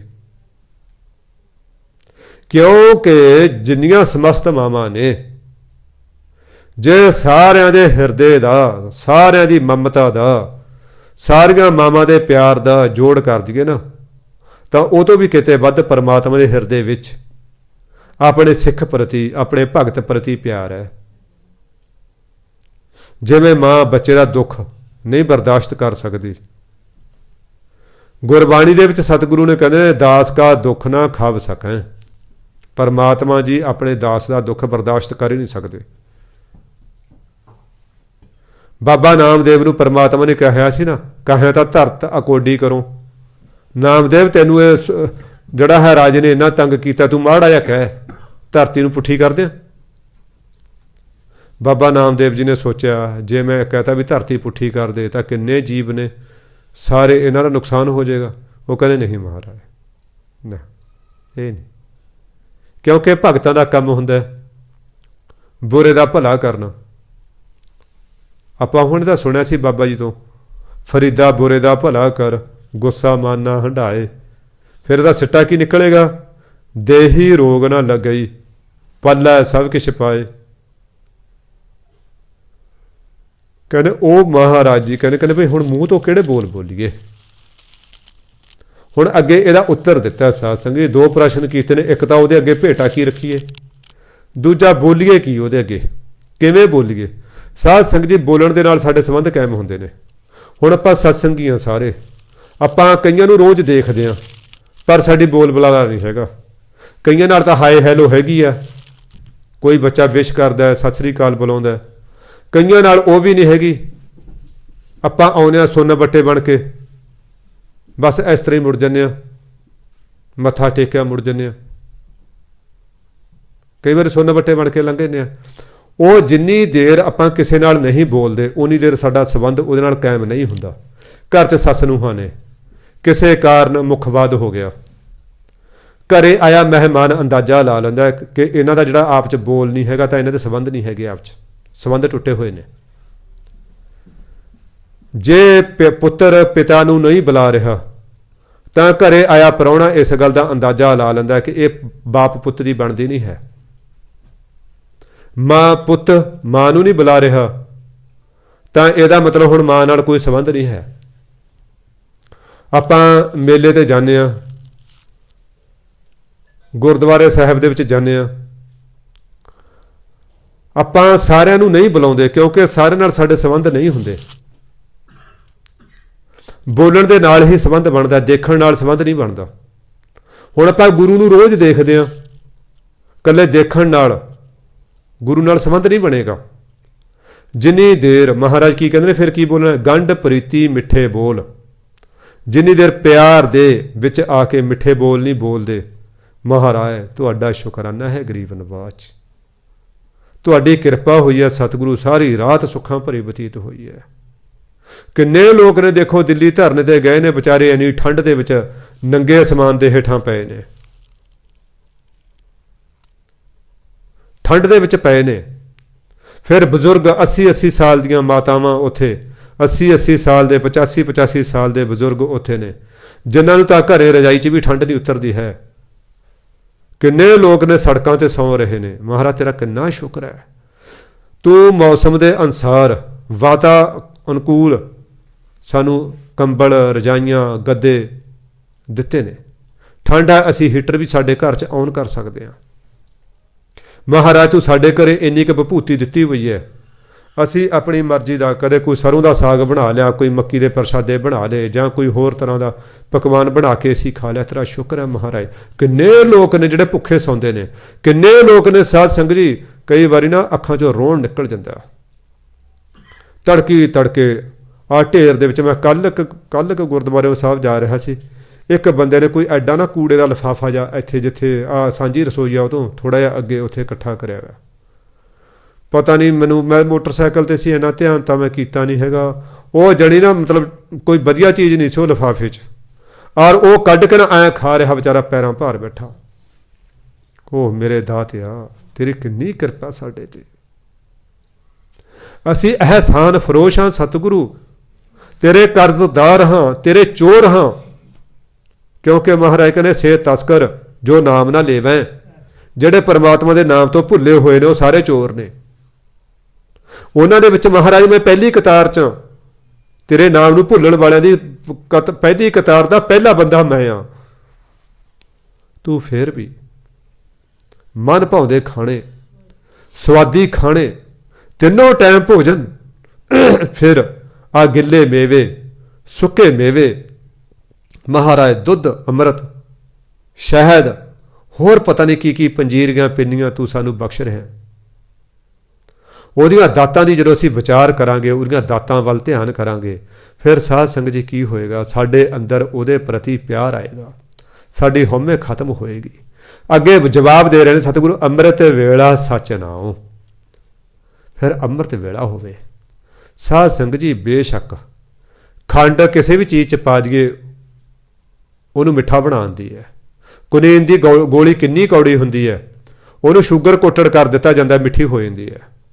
ਕਿੰਨੀਆਂ ਦਵਾਈਆਂ ਨੇ ਜਿਹੜੀਆਂ ਕੌੜੀਆਂ ਕਸੈਲੀਆਂ ਹੁੰਦੀਆਂ ਨੇ, ਉਹਨਾਂ ਨੂੰ ਸ਼ੂਗਰ ਕੋਟਡ ਕਰਕੇ ਉਹਨਾਂ ਨੂੰ ਮਿੱਠਾ ਬਣਾਇਆ ਜਾਂਦਾ ਹੈ। ਚਾਹ ਆਪਣੀ ਕੌੜੀ ਹੁੰਦੀ ਹੈ, ਉਹਦੇ ਵਿੱਚ ਆਪਾਂ ਚੀਨੀ ਪਾ ਕੇ, ਮਿੱਠਾ ਪਾ ਕੇ ਉਹਨੂੰ ਮਿੱਠਾ ਬਣਾ ਲੈਂਦੇ ਹਾਂ। ਹੋਰ ਬਹੁਤ ਸਾਰੀਆਂ ਵਸਤੂਆਂ ਨੇ, ਕੌੜੀਆਂ ਤੋਂ ਅਸੀਂ ਮਿੱਠਾ ਸਵਾਦ ਬਣਾਉਣਾ ਤੇ ਚੀਨੀ ਪਾ ਲੈਂਦੇ ਹਾਂ। ਭਾਵ ਕੋਈ ਵੀ ਮਰਜ਼ੀ ਵੇਲਾ ਹੋਵੇ, ਜਦੋਂ ਅਸੀਂ ਨਾਮ ਜਪੀਏ ਉਹ ਉਹੀ ਅੰਮ੍ਰਿਤ ਵੇਲਾ ਬਣ ਜਾਂਦਾ ਹੈ। ਪਰ ਰਾਤ ਦਾ ਆਖਰੀ ਪਹਿਰ, ਉਸ ਨੂੰ ਸਤਿਗੁਰੂ ਨੇ ਅੰਮ੍ਰਿਤ ਵੇਲਾ ਕਿਹਾ। ਇਸ ਸਮੇਂ ਨੂੰ ਸ਼ਾਸਤਰਾਂ ਦੇ ਵਿੱਚ ਬ੍ਰਹਮ ਮੁਹੂਰਤ ਦਾ ਸਮਾਂ ਕਿਹਾ। ਇਸਲਾਮੀ ਜਗਤ ਦੇ ਵਿੱਚ ਵੀ ਇਸ ਵੇਲੇ ਦੀ ਖਾਸੀਅਤ ਹੈ, ਖਾਸ ਮਹੱਤਵ ਹੈ ਇਸ ਸਮੇਂ ਦਾ। ਗੁਰੂ ਗੋਬਿੰਦ ਸਿੰਘ ਮਹਾਰਾਜ ਨੂੰ ਪੁੱਛਿਆ ਸੀ ਕਿਸੇ ਨੇ, ਜੀ ਤੁਸੀਂ ਪਹਿਲੇ ਜਾਮੇ ਤੋਂ ਅੰਮ੍ਰਿਤ ਵੇਲੇ ਬਾਰੇ ਕਹਿ ਰਹੇ ਹੋ, ਇਹਦਾ ਕੀ ਫਲ ਹੈ, ਇਸ਼ਨਾਨ ਕਰਨ ਦਾ ਕੀ ਫਲ ਹੈ? ਤਾਂ ਗਰੀਬ ਨਵਾਜ ਨੇ ਦੱਸਿਆ ਸੀ, ਬਾਬਾ ਭਾਈ ਦਇਆ ਸਿੰਘ ਜੀ ਪਿਆਰੇ, ਉਹਨਾਂ ਦੀ ਰਸਨਾ ਤੇ ਬੈਠ ਕੇ ਜੇ ਕੋਈ ਸਿੱਖ ਸਵਾ ਪਹਿਰ ਰਾਤ ਜਾਗ ਕੇ ਇਸ਼ਨਾਨ ਕਰਦਾ ਹੈ, ਉਸ ਨੂੰ ਸਵਾ ਮਣ ਸੋਨਾ ਦਾਨ ਕਰਨ ਦਾ ਮਹਾਤਮ ਮਿਲਦਾ ਹੈ। ਜੇ ਕੋਈ ਉਹ ਤੋਂ ਲੇਟ ਜਾਗਦਾ ਫਿਰ ਉਸ ਨੂੰ ਸਵਾ ਮਣ ਚਾਂਦੀ ਦਾਨ ਕਰਨ ਦਾ ਮਹਾਤਮ ਮਿਲਦਾ ਹੈ। ਉਹ ਤੋਂ ਲੇਟ ਜਾਗਦਾ ਹੈ, ਸਵਾ ਮਣ ਤਾਂਬਾ ਦਾਨ ਕਰਨ ਦਾ ਮਹਾਤਮ ਮਿਲਦਾ ਹੈ। ਨਾਮ ਤਾਂ ਜੇ ਜਪਾਂਗੇ ਜਦੋਂ ਦੇਖੀ ਜਾਊਗੀ ਇਕੱਲੇ ਇਸ਼ਨਾਨ ਕਰਨ ਦੇ। ਜੇ ਕੋਈ ਫਿਰ ਉਸ ਤੋਂ ਲੇਟ ਜਾਗਦਾ ਫਿਰ ਉਸ ਨੂੰ ਸਵਾ ਮਣ ਪਾਣੀ ਦਾਨ ਕਰਨ ਦਾ ਮਹਾਤਮ ਮਿਲਦਾ ਹੈ। ਜੇ ਕੋਈ ਦਿਨ ਚੜ੍ਹੇ ਨਹਾਉਂਦਾ ਉਹ ਤਾਂ ਸਿਰਫ ਸਰੀਰ ਦੀ ਇੱਕ ਸਫਾਈ ਹੈ, ਸਰੀਰ ਦੀ ਇੱਕ ਸੁਚਮਤਾ ਹੈ। ਉਹਦਾ ਜਿਹੜਾ ਅਧਿਆਤਮਿਕ ਮਹਾਤਮ ਪਰਮਾਰਥਕ ਮਹਾਤਮ ਨਹੀਂ ਮਿਲਦਾ। ਸਾਧ ਸੰਗਤ ਜੀ, ਧੰਨ ਧੰਨ ਸ਼੍ਰੀ ਗੁਰੂ ਰਾਮਦਾਸ ਮਹਾਰਾਜ ਸੋਢੀ ਸੁਲਤਾਨ ਪਿਤਾ ਜੀ ਨੇ ਕਿਹਾ ਅੰਮ੍ਰਿਤ ਵੇਲੇ ਨੂੰ ਵੱਤਰ ਦਾ ਵੇਲਾ ਕਿਹਾ। ਅੰਮ੍ਰਿਤ ਵੇਲੇ ਅਸੀਂ ਇੱਕ ਵਾਰੀ ਵਾਹਿਗੁਰੂ ਕਹਿੰਦੇ ਨਾ, ਨਾਮ ਦਾ ਛਿੱਟਾ ਦਿੰਦੇ ਹਾਂ ਜਦੋਂ ਆਪਣੇ ਸਰੀਰ ਰੂਪੀ ਕਰਮ ਭੂਮੀ ਦੇ ਵਿੱਚ ਵਾਹਿਗੁਰੂ ਵਾਹਿਗੁਰੂ ਜਪਦੇ ਹਾਂ। ਸਾਧ ਸੰਗਤ ਜੀ, ਬੜੀ ਭਰਪੂਰ ਫਸਲ ਹੁੰਦੀ ਹੈ। ਫਿਰ ਅੰਮ੍ਰਿਤ ਵੇਲੇ ਦੀ ਬੀਜੀ ਹੋਈ ਵੱਤਰ ਦਾ ਸਮਾਂ, ਸਾਰੇ ਉਦੋਂ ਜਿਹੜੀਆਂ ਨੈਗੇਟਿਵਿਟੀਜ਼ ਅਪਰੋਚਸ ਨੇ ਸਾਰੀਆਂ ਸੁੱਤੀਆਂ ਹੁੰਦੀਆਂ ਨੇ। ਜਿੰਨੀਆਂ ਨਕਾਰਾਤਮਕ ਸ਼ਕਤੀਆਂ ਨੇ ਮੈਂ ਦੇਖਿਆ ਆਮ ਕਰਕੇ ਅੰਮ੍ਰਿਤ ਵੇਲੇ ਚੋਰ ਜਾਰ ਰੋਗੀ ਸ਼ਰਾਬੀ ਕਬਾਬੀ ਭੋਗੀ ਲੋਕ ਸੁੱਤੇ ਪਏ ਹੁੰਦੇ ਨੇ, ਮਾਇਆਧਾਰੀ ਲੋਕ ਸੁੱਤੇ ਪਏ ਹੁੰਦੇ ਨੇ। ਔਰ ਤਾਂ ਫਿਰ ਧੰਨ ਸ਼੍ਰੀ ਗੁਰੂ ਗ੍ਰੰਥ ਸਾਹਿਬ ਮਹਾਰਾਜ ਦੀ ਪਵਿੱਤਰ ਪਾਵਨ ਬਾਣੀ ਕਹਿੰਦੀ ਹੈ, ਚਿੜੀ ਚੁਹਕੀ ਪੌ ਫੁੱਟੀ ਵਗਣ ਬਹੁਤ ਤਰੰਗ ਸੰਤਨ ਅਨੇਕ ਆਚਾਰਜ ਰੂਪ ਸੰਤਨ ਰਚੇ ਨਾਨਕ ਨਾਮੈ ਰੰਗ। ਸਾਧ ਸੰਗਤ ਜੀ, ਉਦੋਂ ਨਾਮ ਦੀਆਂ ਤਰੰਗਾਂ ਬੜੀਆਂ ਵਗਦੀਆਂ ਨੇ। ਹਰੇਕ ਆਪਣੇ ਘਰਾਂ ਦੇ ਵਿੱਚ, ਗੁਰਦੁਆਰੇ ਸਾਹਿਬਾਂ ਦੇ ਵਿੱਚ, ਮੰਦਰਾਂ ਦੇ ਵਿੱਚ, ਮਸੀਤਾਂ ਦੇ ਵਿੱਚ, ਗਿਰਜਾ ਘਰਾਂ ਦੇ ਵਿੱਚ ਆਪੋ ਆਪਣੇ ਤਰੀਕੇ ਨਾਲ ਉਸ ਪਰਮੇਸ਼ਰ ਦੀ, ਉਸ ਅਕਾਲ ਪੁਰਖ ਵਾਹਿਗੁਰੂ ਦੀ ਵਡਿਆਈ ਹੋ ਰਹੀ ਹੁੰਦੀ ਹੈ। ਸਾਧ ਸੰਗਤ ਜੀ, ਇਹ ਵਾਤਾਵਰਨ ਨੂੰ ਐਂ ਜਾਣੀਏ ਆਪਾਂ ਜਿਵੇਂ ਨਾ ਕੋਈ ਟਿਕਿਆ ਹੋਇਆ ਪਾਣੀ ਦਾ ਸਰੋਵਰ ਹੋਵੇ। ਆਪਾਂ ਕੋਈ ਵੱਟੀ ਚੱਕ ਕੇ ਉਹਦੇ ਵਿਚਕਾਰ ਮਾਰ ਦਈਏ, ਫਿਰ ਕਿੰਨੀਆਂ ਲਹਿਰਾਂ ਜਾਂਦੀਆਂ ਨੇ, ਦੌੜਦੀਆਂ ਨੇ। ਜਦੋਂ ਅਸੀਂ ਬੜੇ ਪ੍ਰੇਮ ਦੇ ਵਿੱਚ, ਵਜਦ ਦੇ ਵਿੱਚ ਆ ਕੇ, ਪ੍ਰੇਮ ਦੇ ਵਿੱਚ ਆ ਕੇ ਕਹਿੰਦਾ ਵਾਹਿਗੁਰੂ, ਐ ਸਮਝ ਲਓ ਅਸੀਂ ਟਰਾਂਸਮੀਟਰ ਬਣ ਗਏ। ਸਾਡੇ ਦੇ ਵਿੱਚੋਂ ਲਹਿਰਾਂ ਨਿਕਲਦੀਆਂ ਨੇ, ਲਹਿਰਾਂ ਜਾ ਕੇ ਦੂਜਿਆਂ ਨੂੰ ਟਕਰਾਉਂਦੀਆਂ ਨੇ, ਦੂਜਿਆਂ ਦੀਆਂ ਲਹਿਰਾਂ ਨੂੰ ਅਸੀਂ ਰਿਸੀਵ ਕਰਦੇ ਹਾਂ। ਸਾਧ ਸੰਗਤ ਜੀ, ਉਹ ਇੱਕ ਬੜਾ ਅਦਭੁਤ ਨਜ਼ਾਰਾ ਬਣਦਾ। ਬਹੁਤ ਹੀ ਬਸਮਾਦੀ ਸਮਾਂ ਹੁੰਦਾ ਅੰਮ੍ਰਿਤ ਵੇਲਾ। ਮਹਾਰਾਜ ਕਰੇ ਅੰਮ੍ਰਿਤ ਦਾ ਵੇਲਾ ਹੋਵੇ, ਉਦੋਂ ਫਿਰ ਸੱਚ ਨਾਮ ਜਪਣਾ। ਸੱਚ ਨਾਮ, ਪਰ ਸੱਚੇ ਪਰਮਾਤਮਾ ਦਾ ਨਾਮ, ਸਦੀ ਵੀ ਰਹਿਣ ਵਾਲਾ ਨਾਮ। ਸਾਧ ਸੰਗਤ ਜੀ, ਅੰਮ੍ਰਿਤ ਵੇਲੇ ਉੱਠ ਕੇ ਕੋਈ ਵਟਸਐਪ ਜਾਂ ਫੇਸਬੁੱਕ ਨਹੀਂ ਖੋਲ੍ਹ ਲੈਣੀ, ਜਾਂ ਕਿਸੇ ਮਾਮੀ ਮਾਸੀ ਨੂੰ, ਕਿਸੇ ਭੈਣ ਭਰਾ ਨੂੰ, ਧੀ ਪੁੱਤ ਨੂੰ, ਬਾਹਰ ਵਿਦੇਸ਼ ਗਏ ਨੂੰ ਫੋਨ ਨਹੀਂ ਲਾ ਕੇ ਬੈਠ ਜਾਣਾ। ਉਦੋਂ ਤਾਂ ਅਕਾਲ ਪੁਰਖ ਦੀਆਂ ਸਾਰੀਆਂ ਲੈਣਾ, ਆਲ ਦਾ ਰੂਟਸ ਜਿਹੜੇ ਅਕਾਲ ਪੁਰਖ ਦੇ ਨੇ ਉਹ ਸਾਰੇ ਕਲੀਅਰ ਹੁੰਦੇ ਨੇ। ਅਸੀਂ ਆਪਣੇ ਫਿਰ ਮਨ ਦਾ ਫੋਨ ਉਧਰ ਮਿਲਾਉਣਾ, ਬੜੇ ਕਾਹਲੀ ਨਹੀਂ ਕਰਨੀ, ਵਾਹਿਗੁਰੂ ਵਾਹਿਗੁਰੂ ਵਾਹਿਗੁਰੂ ਨਾ, ਬੜੇ ਸਹਿਜ ਦੇ ਨਾਲ। ਹਰ ਕਾ ਬਲੋਵਣਾ ਬਲੋਵੋ ਮੇਰੇ ਭਾਈ, ਸਹਿਜ ਬਲੋਵੋ ਜੈਸੇ ਤਤ ਨਾ ਜਾਈ।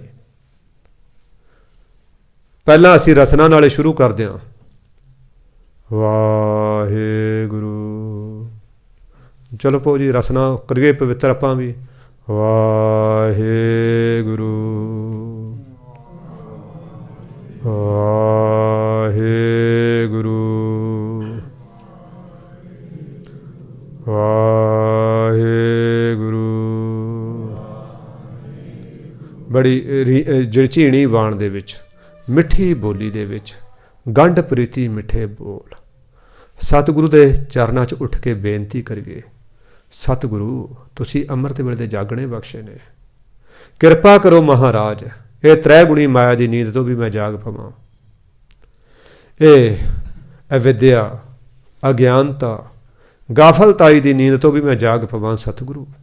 ਐਸਾ ਜਾਗਣਾ ਬਖਸ਼ ਕਿ ਫਿਰ ਮੈਂ ਮਾਇਆ ਦੀ ਨੀਂਦ 'ਚ ਮੁੜ ਕੇ ਸੌਵਾਂ ਨਾ, ਗਾਫਲ ਨਾ ਹੋਵਾਂ ਮੈਂ ਫਿਰ। ਮੇਰੇ ਦਾਤਿਆ, ਤੂੰ ਮੈਨੂੰ ਦਾਤਣ ਕੁਰਲੇ ਦੀ ਦਾਤ ਬਖਸ਼ ਰਿਹਾ। ਜਿੱਥੇ ਮੇਰੇ ਮੂੰਹ ਦੇ ਵਿੱਚੋਂ ਸਥੂਲ ਮੈਲ ਕੱਢਣੀ ਹੈ, ਮੇਰੇ ਗਰੀਬ ਨਵਾਜ਼, ਮੇਰੇ ਮੂੰਹ ਦੇ ਵਿੱਚੋਂ ਕੂੜ ਦੀ, ਕੁਸੱਤ ਦੀ, ਨਿੰਦਿਆ ਦੀ, ਚੁਗਲੀ ਦੀ, ਰੁੱਖੇ ਖਰਵੇ ਬੋਲਾਂ ਦੀ, ਉੱਚੇ ਬੋਲਾਂ ਦੀ, ਹਉਮੈ ਭਰੇ ਹੋਏ ਬੋਲਾਂ ਦੀ, ਆਪਣੀ ਵਡਿਆਈ ਦੀ ਮੈਲ ਵੀ ਬਾਹਰ ਕੱਢ ਦਿਓ ਸਤਿਗੁਰੂ ਜੀਓ। ਮੇਰੇ ਮੂੰਹ ਦੇ ਵਿੱਚ ਅਤੀ ਸੱਚੇ ਸੁੱਚੇ ਨੀਵੇਂ ਬੋਲ, ਮਿੱਠੇ ਬੋਲ ਇਹ ਪਾ ਦਿਓ। ਕਿਉਂਕਿ ਪਹਿਲਾਂ ਨਾ ਗਾਉਂਦੇ ਹੁੰਦੇ ਸੀ ਧਾਰਨਾ, ਉੱਚਾ ਬੋਲ ਨਾ ਬੋਲੀਏ ਕਰਤਾਰੋਂ ਡਰੀਏ। ਕਈ ਵਾਰੀ ਉੱਚਾ ਬੋਲ ਬੋਲਦੇ ਹਾਂ ਆਪਾਂ, ਉਹ ਸਾਨੂੰ ਦੇਣਾ ਪੈ ਜਾਂਦਾ। ਮੈਂ ਜਾਣਦਾ, ਸਾਡੇ ਪਿੰਡ ਇੱਕ ਲੜਕੀ ਸੀ, ਮੈਂ ਤੋਂ 2-3 ਸਾਲ ਛੋਟੀ ਹੋਏਗੀ।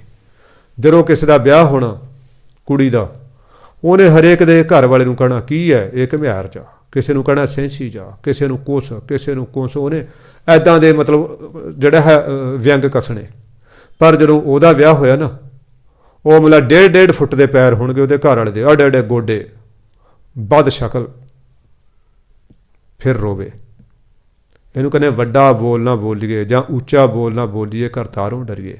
ਅਸੀਂ ਅੱਜ ਕਿਸੇ ਦੀ ਧੀ ਭੈਣ ਦੀ ਗੱਲ ਕਰਦੇ ਹਾਂ, ਅੱਜ ਅਸੀਂ ਕਿਸੇ ਦੇ ਦੁਖੀ ਪੁੱਤ ਦੀ ਗੱਲ ਕਰਦੇ ਹਾਂ, ਹੋ ਸਕਦਾ ਉਹ ਕੱਲ੍ਹ ਨੂੰ ਸਾਡੇ ਨਾਲ ਵੀ ਵਾਪਰ ਜੇ। ਕਿਸੇ ਦੇ ਵਿਅੰਗ ਕੱਸਣ ਤੋਂ, ਕਿਸੇ ਤੇ ਕੋਈ ਉੱਚੀ ਗੱਲ ਕਹਿਣ ਤੋਂ ਆਪਾਂ ਨੇ 7 ਵਕਤ ਡਰਨਾ, ਨਹੀਂ ਕਰਨੀ ਗੱਲ। ਉਹ ਕੋਈ ਆਪਣੇ ਕਰਮਾਂ ਦਾ ਫਲ ਭੋਗ ਰਿਹਾ। ਜੇ ਕੋਈ ਡੀਰੇਲ ਹੋ ਗਿਆ ਕਿਸੇ ਦਾ ਬੱਚਾ, ਉਹ ਆਪਣੇ ਕਰਮਾਂ ਦਾ ਫਲ ਭੋਗ ਰਿਹਾ। ਸਾਧ ਸੰਗਤ ਜੀ, ਕੋਈ ਗਰੰਟੀ ਨਹੀਂ, ਕੋਈ ਕੱਲ੍ਹ ਨੂੰ ਸਾਡਾ ਬੱਚਾ ਵੀ ਤਾਂ ਡੀਰੇਲ ਹੋ ਸਕਦਾ, ਸਾਡਾ ਬੱਚਾ ਵੀ ਤਾਂ ਟਰੈਕ ਤੋਂ ਉਤਰ ਸਕਦਾ, ਸਾਡਾ ਬੱਚਾ ਵੀ ਤਾਂ ਇਹ ਜ਼ਿੰਦਗੀ ਦੀ ਪਾਟੜੀ ਤੋਂ ਹੇਠਾਂ ਉਤਰ ਸਕਦਾ। ਕੋਈ ਜ਼ਰੂਰੀ ਨਹੀਂ ਹੈ। ਬੱਚਿਆਂ ਦੀ ਗੱਲ ਛੱਡੋ, ਦੁੱਧ ਤੇ ਬੁੱਧ ਫਟਦੀ ਦਾ ਕੋਈ ਪਤਾ ਨਹੀਂ ਲੱਗਦਾ। ਹੋ ਸਕਦਾ ਇਹ ਬੁੱਧੀ ਕਿਸੇ ਵੇਲੇ ਭ੍ਰਿਸ਼ਟ ਹੋ ਜੇ। ਬੁਢੇਪੇ ਦੇ ਵਿੱਚ ਵੀ ਕਈ ਵਾਰੀ ਬੁੱਧੀ ਮਾਰੀ ਜਾਂਦੀ ਹੈ। ਇਸ ਕਰਕੇ ਵੱਡਾ ਬੋਲ ਨਹੀਂ ਬੋਲਣਾ। ਸਤਿਗੁਰੂ ਕਹਿੰਦੇ ਹੁਣ ਅੰਮ੍ਰਿਤ ਦਾ ਵੇਲਾ ਹੋਵੇ, ਸੱਚਾ ਨਾਉ ਜਪਣਾ, ਫਿਰ ਕਥਾ ਕੀਰਤਨ ਗੁਰਬਾਣੀ ਦੇ ਪਾਠ ਪਠਣ ਦੇ ਦੁਆਰਾ ਉਹਦੀ ਵਡਿਆਈ ਦੀ ਵਿਚਾਰ ਕਰਨੀ ਹੈ, ਉਹਦੀਆਂ ਵਡਿਆਈਆਂ ਦੀ ਵਿਚਾਰ ਕਰਨੀ ਹੈ। ਪਰਮਾਤਮਾ ਤੂੰ ਕਿੰਨਾ ਦਿਆਲੂ ਹੈ, ਤੂੰ ਕਿੰਨਾ ਮਹਾਰਾਜ, ਤੂੰ ਕਿੰਨਾ ਬੇਅੰਤ ਹੈ। ਸਾਧ ਸੰਗਤ ਜੀਓ, ਉਹਦਾ ਨਾਮ ਸਾਰੀ ਸ੍ਰਿਸ਼ਟੀ ਜਪ ਰਹੀ ਹੈ। ਧੰਨ ਸ਼੍ਰੀ ਗੁਰੂ ਰਾਮਦਾਸ ਮਹਾਰਾਜ ਜੀ ਫਰਮਾਉਂਦੇ ਨੇ, ਧਰਤ ਪਾਤਾਲ ਆਕਾਸ਼ ਹੈ ਮੇਰੀ ਜਿੰਦੜੀਏ, ਸਭ ਹਰ ਹਰ ਨਾਮ ਧਿਆਵੈ ਰਾਮ। ਪਰ ਸਾਨੂੰ ਨਾ, ਅਸੀਂ ਸੁਣਦੇ ਕੀ ਚੰਦਰਮਾ, ਕੀ ਸੂਰਜ, ਕੀ ਵਗਦੀ ਹੋਈ ਪੌਣ, ਕੀ ਵਗਦਾ ਹੋਇਆ ਪਾਣੀ, ਇਹ ਸਭ ਉਹਦਾ ਨਾਮ ਤਾਂ ਧਿਆ ਰਹੇ ਨੇ। ਕਈ ਵਾਰੀ ਆਪਾਂ ਅੰਮ੍ਰਿਤ ਵੇਲੇ ਬੈਠਦੇ ਹਾਂ, ਚੁੱਪ ਕਰ ਜਾਂਦੇ ਹਾਂ, ਸਾਡੇ ਕੰਨਾਂ ਦੇ ਵਿੱਚ ਘੂੰ ਘੂੰ ਘੋਂ ਘੋਂ ਦੀ ਆਵਾਜ਼ ਆਉਂਦੀ ਹੈ। ਕਈ ਤਰ੍ਹਾਂ ਦੀਆਂ ਆਵਾਜ਼ਾਂ ਸਾਡੇ ਕੰਨਾਂ 'ਚ ਪੈਂਦੀਆਂ ਨੇ। ਸਾਧ ਸੰਗਤ ਜੀ, ਕਿਉਂਕਿ ਅਸੀਂ ਉਹ ਭਾਸ਼ਾ ਨੂੰ ਅਜੇ ਜਾਣਦੇ ਨਹੀਂ। ਫਰਜ਼ ਕਰ ਲਓ ਮੈਨੂੰ ਅੰਗਰੇਜ਼ੀ ਨਹੀਂ ਆਉਂਦੀ, ਜੇ ਕੋਈ ਅੰਗਰੇਜ਼ੀ ਬੋਲਦਾ ਮੇਰੇ ਸਾਹਮਣੇ, ਮੇਰੇ ਲਈ ਤਾਂ ਉਹ ਬਸ ਐਵੇਂ ਮਤਲਬ ਲੱਗਦਾ ਕਿ ਵੀ ਐਵੇਂ ਕੁਛ ਕਰ ਰਿਹਾ, ਜਦੋਂ ਮੇਰੇ ਪੱਲੇ ਨਹੀਂ ਕੁਛ ਪੈ ਰਿਹਾ। ਇਸੇ ਤਰ੍ਹਾਂ ਇਹ ਜਿਹੜੀਆਂ ਆਕਾਸ਼ ਦੀਆਂ ਆਵਾਜ਼ਾਂ ਨੇ, ਸਾਡੇ ਕੰਨਾਂ ਦੀ ਘੂੰ ਘੂੰ ਹੈ, ਐਕਚੁਅਲੀ ਉਹ ਬੇਅਰਥ ਨਹੀਂ ਹੈ। ਸੂਰਜ ਦੇ ਘੁੰਮਣ ਦੀ ਆਵਾਜ਼ ਹੈ, ਉਹ ਵੀ ਪਰਮਾਤਮਾ ਨਾਲ। ਕਿਉਂਕਿ ਦੇਖੋ ਆਪਣਾ ਸਾਈਕਲ ਜਾਂਦਾ ਹੈ, ਕਈ ਵਾਰੀ ਆਪਣਾ ਪੱਖਾ ਚੱਲਦਾ ਬਿਜਲੀ ਵਾਲਾ, ਉਹਦੀ ਵੀ ਤਾਂ ਘੂੰ ਘੂੰ ਦੀ ਆਵਾਜ਼ ਆਉਂਦੀ ਹੈ। ਉਹ ਸੂਰਜ ਇੰਨੀ ਸਪੀਡ 'ਤੇ ਘੁੰਮ ਰਿਹਾ ਹੈ, ਇੰਨੀ 1,16,000 ਤੋਂ ਵੱਧ ਕਿਲੋਮੀਟਰ ਦੀ ਸਪੀਡ ਨਾਲ ਸਾਡੀ ਧਰਤੀ ਘੁੰਮ ਰਹੀ ਹੈ। ਆਖਰਕਾਰ ਇਹਦੀ ਵੀ ਤਾਂ ਆਵਾਜ਼ ਹੋਏਗੀ ਕੋਈ। ਚੰਦਰਮਾ ਘੁੰਮ ਰਿਹਾ, ਉਹਦੀ ਵੀ ਤਾਂ ਆਵਾਜ਼ ਹੋਏਗੀ ਕੋਈ। ਹਵਾ ਚੱਲਦੀ ਹੈ, ਉਹਦੀ ਤਾਂ ਕੋਈ ਆਵਾਜ਼ ਹੋਏਗੀ। ਪਾਣੀ ਵਗਦਾ, ਉਹਦੀ ਵੀ ਤਾਂ ਕੋਈ ਆਵਾਜ਼ ਹੋਏਗੀ। ਪਤਾ ਨਹੀਂ ਕਿੰਨੀਆਂ ਗੈਬੀ ਸ਼ਕਤੀਆਂ ਸਾਡੇ ਆਲੇ ਦੁਆਲੇ ਘੁੰਮ ਰਹੀਆਂ ਨੇ, ਉਹਨਾਂ ਦੀ ਤਾਂ ਕੋਈ ਆਵਾਜ਼ ਹੋਏਗੀ। ਕਈ ਵਾਰੀ ਆਪਾਂ ਅੱਖਾਂ ਵਿੱਚ ਹੀ ਬੈਠੇ ਹੁੰਦੇ ਹਾਂ, ਸਾਡੇ ਕੋਲ ਦੀ ਕੋਈ ਬੰਦਾ ਲੰਘਦਾ, ਅਸੀਂ ਦੇਖਿਆ ਨਹੀਂ ਉਹਨੂੰ, ਪਰ ਸਾਨੂੰ ਪਤਾ ਲੱਗਦਾ ਕਿ ਸਾਡੇ ਕੋਲ ਦੀ ਕੋਈ ਲੰਘ ਰਿਹਾ। ਬੇਸ਼ੱਕ ਕਿੰਨੇ ਮਰਜ਼ੇ ਪੋਲੀ ਪੈਰੀ ਲੰਘ ਜੇ, ਫਿਰ ਵੀ ਸਾਨੂੰ ਉਹਦੀ ਹੋਂਦ ਦੀ ਅਹਿਸਾਸ ਹੋ ਜਾਂਦੀ ਹੈ। ਸਾਧ ਸੰਗਤ ਜੀ, ਸਾਰਾ ਬ੍ਰਹਮੰਡ ਉਹਨੂੰ ਧਿਆ ਰਿਹਾ, ਉਹ ਘੂੰ ਘੂੰ ਦੀ ਆਵਾਜ਼ ਨੂੰ ਅਸੀਂ ਧਿਆਨ ਨਾਲ ਪਛਾਣਨ ਦੀ ਯਤਨ ਕਰੀਏ ਤਾਂ ਸਾਧ ਸੰਗਤ ਜੀ ਇੱਕ ਦਿਨ ਨਾ ਉਹ ਘੂੰ ਘੂੰ ਨਹੀਂ, ਉਹ ਤੁਹਾਨੂੰ ਵਾਹਿਗੁਰੂ ਵਾਹਿਗੁਰੂ ਜਪਦੀ ਸਾਰੀ ਸ੍ਰਿਸ਼ਟੀ ਨਜ਼ਰ ਆਏਗੀ, ਸੁਣਾਈ ਦੇਏਗੀ। ਹੁਣ ਕਹਿੰਦੇ ਉਹਦੀਆਂ ਵਡਿਆਈਆਂ ਦੀ ਵਿਚਾਰ ਕਰੀਏ। ਬਸ ਇਹੀ ਜਵਾਬ ਹੈ। ਉਹਦੇ ਚਰਨਾਂ 'ਚ ਕੀ ਰੱਖਣਾ, ਫੇਰ ਕੇ ਅੱਗੇ ਰੱਖੀਏ ਅੰਮ੍ਰਿਤ ਵੇਲਾ। ਲੈ ਪਰਮਾਤਮਾ, ਤੂੰ ਸਾਨੂੰ ਇੰਨੀਆਂ ਦਾਤਾਂ ਦਿੱਤੀਆਂ ਨੇ, ਇਹ 2 ਘੰਟੇ ਦਾ ਸਮਾਂ, ਇਹ ਨੀਂਦ ਅਸੀਂ ਤਿਆਗ ਕੇ ਕੁਰਬਾਨ ਕਰਦੇ ਹਾਂ ਤੇਰੇ ਪਵਿੱਤਰ ਪਾਵਨ ਚਰਨਾਂ ਤੋਂ। ਸਾਧ ਸੰਗਤ ਜੀ, ਉਦਮ ਤਾਂ ਉਸੇ ਨਹੀਂ ਦੇਣਾ, ਪੁਰਸਾਰਥ ਉਸੇ ਨਹੀਂ ਬਖਸ਼ਣਾ। ਅਸੀਂ ਤਾਂ ਉਹਦੇ ਹੱਥ ਦੀਆਂ ਕਠਪੁਤਲੀਆਂ। ਮੇਰੇ ਵਰਗੇ ਜੀਵ ਦੀ ਕੀ ਔਕਾਤ ਹੈ ਕਿ ਅੰਮ੍ਰਿਤ ਵੇਲੇ ਜਾਗ ਪਵੇ? ਫਿਰ ਕੀ ਔਕਾਤ ਹੈ ਕਿ ਅੰਮ੍ਰਿਤ ਵੇਲੇ ਇਸ਼ਨਾਨ ਕਰ ਲਵੇ? ਮਾੜਾ ਜਿਹਾ ਜ਼ੁਕਾਮ ਹੋ ਜੇ, ਨਹਾਉਣ ਨੂੰ ਦਿਲ ਨਹੀਂ ਕਰਦਾ। ਮਾੜੇ ਹੱਡ ਪੈਰ ਦੁਖਦੇ ਹੋਣ, ਨਹਾਉਣ ਨੂੰ ਜੀ ਨਹੀਂ ਕਰਦਾ। ਚੰਗੀ ਤਰ੍ਹਾਂ ਰਾਤ ਨੂੰ ਨੀਂਦ ਨਾ ਆਈ ਹੋਵੇ, ਸਵੇਰੇ ਉੱਠਣ ਨੂੰ ਤੇ ਇਸ਼ਨਾਨ ਕਰਨ ਨੂੰ ਜੀ ਨਹੀਂ ਕਰਦਾ। ਇਹ ਸਭ ਉਸੇ ਦੀ ਉਹ ਦਾਤ ਹੈ ਸਾਧ ਸੰਗਤ ਜੀ। ਅੰਮ੍ਰਿਤ ਵੇਲੇ ਦੇ ਜਾਗਣੇ, ਉੱਠਣ ਦਾ ਉਦਮ, ਪੁਰਸਾਰਥ, ਫਿਰ ਇਸ਼ਨਾਨ ਪਾਣੀ ਦੀ ਦਾਤ। ਸਾਧ ਸੰਗਤ ਜੀ, ਰੱਬ ਤੋਂ ਮੰਗਣੀਆਂ 3 ਚੀਜ਼ਾਂ ਨੇ। ਨਾ ਜਿਹੜਾ ਹੈ ਇਸ਼ਨਾਨ, ਨਾਮ, ਦਾਨ, ਇਸ਼ਨਾਨ। ਨਾਮ ਮੰਗਣਾ, ਪਰਮਾਤਮਾ ਅਸੀਂ ਤੇਰਾ ਨਾਮ ਜਪਦੇ ਰਹੀਏ। ਇਹਨਾਂ 3 ਚੀਜ਼ਾਂ ਦੇ ਵਿੱਚ ਸਾਡਾ ਸਾਰਾ ਕੁਝ ਆ ਜਾਂਦਾ ਹੈ। ਦਾਨ, ਸਾਧ ਸੰਗਤ ਜੀ, ਜੇ ਸਾਡੇ ਕੋਲੇ ਕੁਝ ਹੋਊਗਾ ਤਾਂ ਹੀ ਦਾਨ ਕਰਾਂਗੇ ਨਾ। ਜੇ ਸਾਡੇ ਕੋਲੇ ਨਹੀਂ ਹੋਊਗਾ ਅਸੀਂ ਦਾਨ ਕੀ ਕਰਾਂਗੇ? ਦਾਨ ਪਹਿਲਾਂ ਇਸ਼ਨਾਨ ਮੰਗਣਾ, ਫਿਰ ਨਾਮ ਮੰਗਣਾ, ਫਿਰ ਜਿਹੜਾ ਦਾਨ ਮੰਗਣਾ। ਇਸ਼ਨਾਨ ਅਸੀਂ ਤਾਂ ਕਰ ਸਕਾਂਗੇ ਜੇ ਤੰਦਰੁਸਤ ਹੋਵਾਂਗੇ। ਇਹਦੇ ਵਿੱਚ ਤੰਦਰੁਸਤੀ ਹੋਗੀ, ਸਾਡੇ ਸਰੀਰ ਦੇ ਅਰੋਗ ਕਾਇਆਂ ਦੀ ਮੰਗ ਹੋਗੀ। ਬਿਮਾਰ ਬੰਦਾ, ਹੁਣ ਕੋਈ ਲੱਤ ਟੁੱਟੀ ਹੋਈ ਹੈ, ਕਿਸੇ ਦਾ ਚੂਲਾ ਟੁੱਟਿਆ ਹੋਇਆ, ਕੀ ਨਹਾਊਗਾ ਕੋਈ ਬੰਦਾ? ਕਿਸੇ ਦੇ ਸਿਰ 'ਚ ਕਿਸੇ ਦੇ ਫੋੜੇ ਨਿਕਲੇ ਹੋਏ ਨੇ, ਕੋਈ ਜ਼ਖਮ ਹੋਇਆ ਹੈ, ਇਸ਼ਨਾਨ ਕਰ ਹੀ ਨਹੀਂ ਸਕਦਾ। ਇਸ਼ਨਾਨ ਮੰਗਣ ਦਾ ਮਤਲਬ ਅਸੀਂ ਸਰੀਰਕ ਤੰਦਰੁਸਤੀ ਮੰਗੀ ਹੈ। ਕਰ ਇਸ਼ਨਾਨ ਸਿਮਰ ਪ੍ਰਭ ਆਪਣਾ, ਮਾਨ ਤਾਨ ਭਏ ਅਰੁਗਾ। ਅਸੀਂ ਮੰਗਣੀ ਇਸ਼ਨਾਨ ਮੰਗਣਾ ਤੋਂ। ਇਹਦੇ ਵਿੱਚ ਛੁਪੀ ਹੋਈ ਹੈ ਸਰੀਰ ਦੀ ਤੰਦਰੁਸਤੀ, ਸਰੀਰ ਦੀ ਕਾਇਮੀ। ਫਿਰ ਦਾਨ ਮੰਗਣਾ, ਇਹਦੇ ਵਿੱਚ ਹੈਗਾ ਸੰਸਾਰ ਪਦਾਰਥ। ਜੇ ਸਾਡੇ ਕੋਲੇ ਕੁਝ ਹੋਊਗਾ ਅਸੀਂ ਤਾਂ ਦਾਨ ਕਰ ਸਕਾਂਗੇ। ਜੇ ਸਾਡੇ ਕੋਲੇ ਸਕੂਟਰ ਹੈ ਤਾਂ ਹੀ ਅਸੀਂ ਕਿਸੇ ਨੂੰ ਲਿਫਟ ਦੇ ਸਕਾਂਗੇ। ਜੇ ਸਾਡੇ ਕੋਲੇ ਸਕੂਟਰ ਹੀ ਨਹੀਂ ਹੈਗਾ, ਅਸੀਂ ਆਪੇ ਪੈਦਲ ਤੁਰੇ ਜਾ ਰਹੇ ਹਾਂ, ਅਸੀਂ ਕਿਸੇ ਨੂੰ ਕੀ ਲਿਫਟ ਦੇਵਾਂਗੇ? ਦਾਨ ਅਸੀਂ ਤਾਂ ਹੀ ਕਰ ਸਕਦੇ ਹਾਂ। ਇਹਦੇ ਵਿੱਚ ਫਿਰ ਨਾਮ ਮਹਾਰਾਜ, ਜੇ ਅਸੀਂ ਸਾਡੇ ਪੱਲੇ ਵੀ ਕੁਛ ਹੈਗਾ, ਸਰੀਰਕ ਤੰਦਰੁਸਤੀ ਵੀ ਹੈਗੀ ਹੈ, ਤਾਂ ਅਸੀਂ ਨਾਮ ਜਪ ਸਕਾਂਗੇ। ਬਾਬਾ ਜੀ ਸਾਨੂੰ ਰੋਜ਼ ਦੱਸਦੇ ਨੇ, ਕੋਈ ਬੰਦਾ ਬਿਮਾਰ ਹੈ, ਉਹ ਨਾਮ ਜਪੂਗਾ ਕਿ ਹਾਏ ਹਾਏ ਕਰੂਗਾ? ਉਹ ਤਾਂ ਹਾਏ ਬੜੀ ਨਹੀਂ ਮੁੱਕਦੀ। ਉਹ ਤਾਂ ਸੁੱਖ ਹੈ, ਜੇ ਅਸੀਂ ਸੁਖੀ ਹਾਂ ਤਾਂ ਅਸੀਂ ਨਾਮ ਜਪ ਸਕਾਂਗੇ। ਜੇ ਅਸੀਂ ਚਿੰਤਾ ਦੇ ਵਿੱਚ ਹਾਂ, ਸਾਧ ਸੰਗਤ ਸਾਡੇ ਘਰੇ ਕੋਈ ਮਤਲਬ ਸੋਗ ਵਾਲੀ ਗੱਲ ਹੋਈ ਹੈ, ਅਸੀਂ ਨਾਮ ਜਪ ਹੀ ਨਹੀਂ ਸਕਦੇ। ਇਹਦਾ ਮਤਲਬ ਮਾਨਸਿਕ ਦੁੱਖ ਵੀ ਇਹ 3 ਚੀਜ਼ਾਂ ਦੇ ਵਿੱਚ ਆ ਗਏ। ਹੁਣ ਗਰੀਬ ਨਵਾਜ਼ ਇਹ ਕਹਿੰਦੇ ਨੇ, ਅੰਮ੍ਰਿਤ ਦਾ ਵੇਲਾ ਹੋਵੇ, ਸੱਚ ਨਾਮ ਉਹਦਾ ਜਪਣਾ ਤੇ ਉਹਦੀਆਂ ਵਡਿਆਈ ਦੀ ਵਿਚਾਰ ਕਰਨੀ ਹੈ। ਇਹ ਮਤਲਬ ਇਹ ਮੂੰਹ ਦੇ ਬੋਲ ਨੇ, ਬੜੇ ਪਿਆਰ ਨਾਲ ਜਪਣਾ।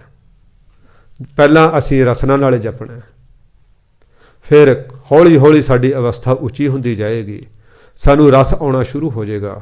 ਇਹ ਬੈਖਰੀ ਤੋਂ ਫਿਰ ਮੱਧਮਾ ਹੋ ਜਾਏਗੀ, ਮੱਧਮਾ ਤੋਂ ਪਸੰਤੀ ਹੋ ਜਾਏਗੀ, ਪਸੰਤੀ ਤੋਂ ਸਾਧ ਸੰਗਤ ਜੀ ਫਿਰ ਅਸੀਂ ਪਰਾ ਬਾਣੀ ਦੇ ਵਿੱਚ ਜਪਾਂਗੇ,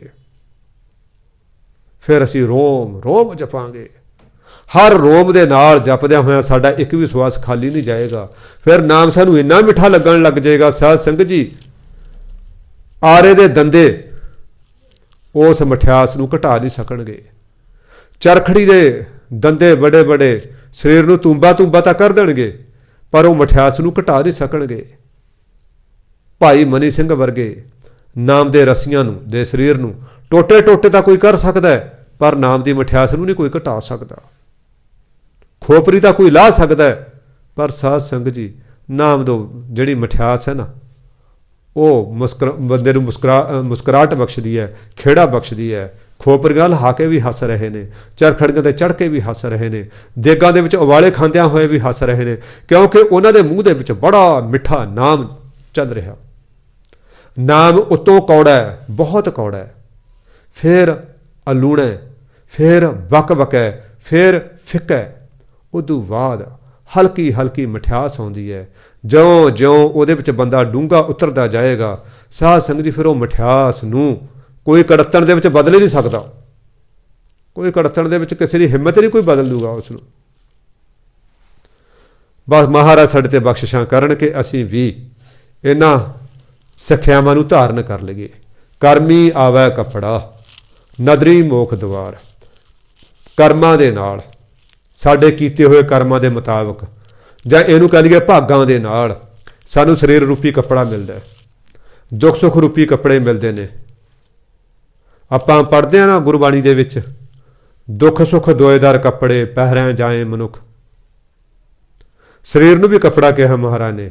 ਇਹ ਸਰੀਰ ਰੂਪੀ ਕੱਪੜਾ, ਇਹਨੂੰ ਹੰਢਾਉਣ ਵਾਸਤੇ ਦੁੱਖ ਸੁੱਖ ਰੂਪੀ ਕੱਪੜੇ ਇਹ ਸਾਡੇ ਕਰਮਾਂ ਦੇ ਮੁਤਾਬਕ, ਸਾਡੇ ਭਾਗਾਂ ਦੇ ਮੁਤਾਬਕ ਸਾਨੂੰ ਮਿਲਦੇ ਨੇ। ਨਦਰੀ ਮੋਖ ਦੁਆਰ, ਉਹਦੀ ਮਿਹਰ ਹੋ ਜਾਵੇ, ਉਹਦੀ ਕਿਰਪਾ ਭਰੀ ਦ੍ਰਿਸ਼ਟੀ ਹੋ ਜਾਵੇ, ਸਾਧ ਸੰਗਤ ਜੀ, ਫਿਰ ਸਾਨੂੰ ਮੁਕਤੀ ਦਾ ਦਰਵਾਜ਼ਾ ਪ੍ਰਾਪਤ ਹੁੰਦਾ। ਫਿਰ ਅਸੀਂ ਇਹ ਜਨਮ ਮਰਨ ਦੇ ਚੱਕਰ ਚੋਂ ਬਾਹਰ ਨਿਕਲ ਜਾਂਦੇ ਹਾਂ। ਨਾਨਕ ਇਵੇਂ ਜਾਣੀਏ ਸਭ ਆਪੇ ਸਚਿਆਰ। ਹੇ ਨਾਨਕ, ਉਸ ਪਰਮਾਤਮਾ ਨੂੰ ਫਿਰ ਜਦੋਂ ਆਪਾਂ ਜਪਦੇ ਹਾਂ, ਇਸ ਵਡਿਆਈਆਂ ਦੀ ਵਿਚਾਰ ਕਰਦੇ ਹਾਂ, ਫਿਰ ਸਾਨੂੰ ਇਸ ਗੱਲ ਦਾ ਪਤਾ ਲੱਗਦਾ ਕਿ ਇਹ ਉਹਦੀ ਬਖਸ਼ਿਸ਼ ਸਦਕਾ ਹੀ ਸਾਨੂੰ ਸਰੀਰ ਰੂਪੀ ਕੱਪੜਾ ਮਿਲਿਆ। ਫਿਰ ਉਹਦੀ ਨਦਰੀ ਦੇ ਨਾਲ ਹੀ ਸਾਨੂੰ ਇਹ ਮੁਕਤੀ ਦਾ ਦੁਆਰਾ ਮਿਲਿਆ। ਫਿਰ ਕੀ ਹੋਗਾ? ਨਾਨਕ ਇਵੇਂ ਜਾਣੀਏ। ਹੇ ਨਾਨਕ, ਇਹ ਫਿਰ ਇਸ ਤਰ੍ਹਾਂ ਜਾਣਿਆ ਜਾਂਦਾ ਕਿ ਸਭ ਆਪੇ ਸਚਿਆਰ, ਸਾਰਾ ਕੁਛ ਉਹ ਆਪੇ ਆ। ਸਭ ਕੁਛ ਤੂੰ ਹੈ ਮੇਰੇ ਪਿਆਰੇ, ਤੇਰੀ ਕੁਦਰਤ ਕਉ ਬਲ ਜਾਈ ਜੀਓ।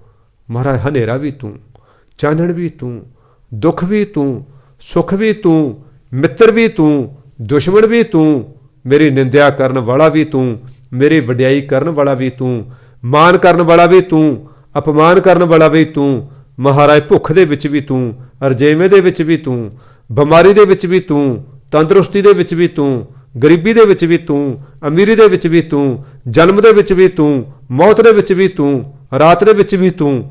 ਮਹਾਰਾਜ, ਦਿਨ ਦੇ ਵਿੱਚ ਵੀ ਤੂੰ, ਗਰਮੀਆਂ 'ਚ ਵੀ ਤੂੰ, ਠੰਡ 'ਚ ਵੀ ਤੂੰ। ਤੇਥੋਂ ਬਗੈਰ ਹੈ ਹੀ ਨਹੀਂ ਕੁਛ।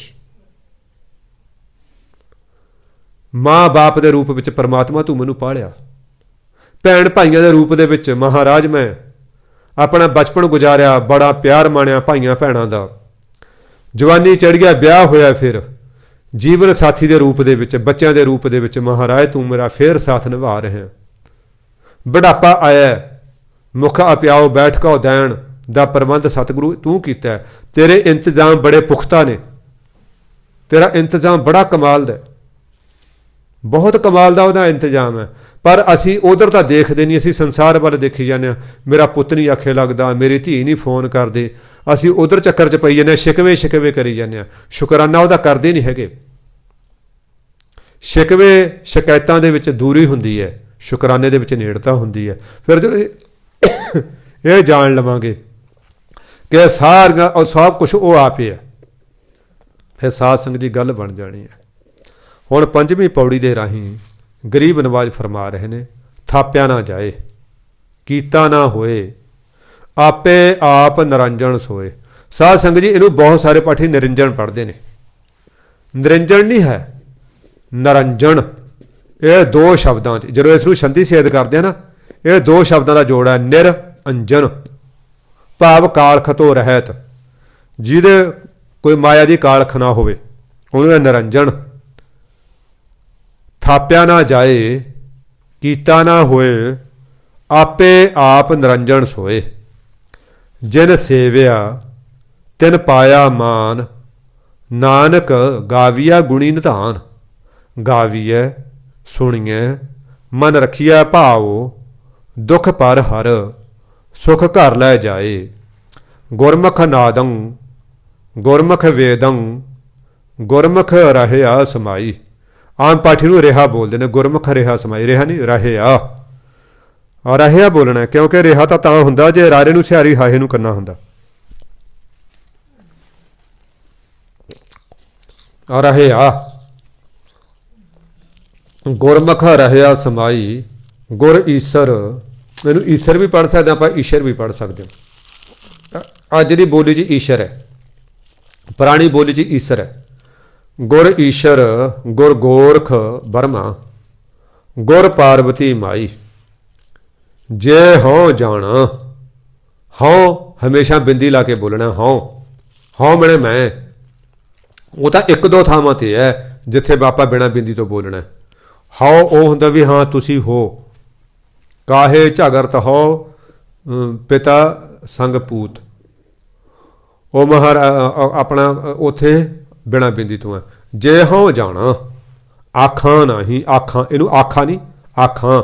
ਹੁਣ ਹਾਓ ਆ ਗਿਆ ਨਾ, ਸਬਜੈਕਟ ਦੇ ਮੁਤਾਬਕ, ਕਰਤਾ ਦੇ ਮੁਤਾਬਕ ਜਿੰਨੀਆਂ ਕਿਰਿਆਵਾਂ ਹੁੰਦੀਆਂ ਨੇ, ਇਹ ਮਤਲਬ ਜਿਹਨਾਂ ਨੂੰ ਆਪਾਂ ਕਹਿੰਦੇ ਸਹਾਇਕ ਕਿਰਿਆਵਾਂ ਹੈਲਪਿੰਗ ਵਰਬ 'ਚ ਹੁੰਦੇ ਨੇ, ਉਹ ਉਸ ਤਰ੍ਹਾਂ ਹੁੰਦੀਆਂ, ਫਿਰ ਉਹ ਉਸੇ ਮੁਤਾਬਕ ਹੀ ਹੁੰਦੀਆਂ ਨੇ।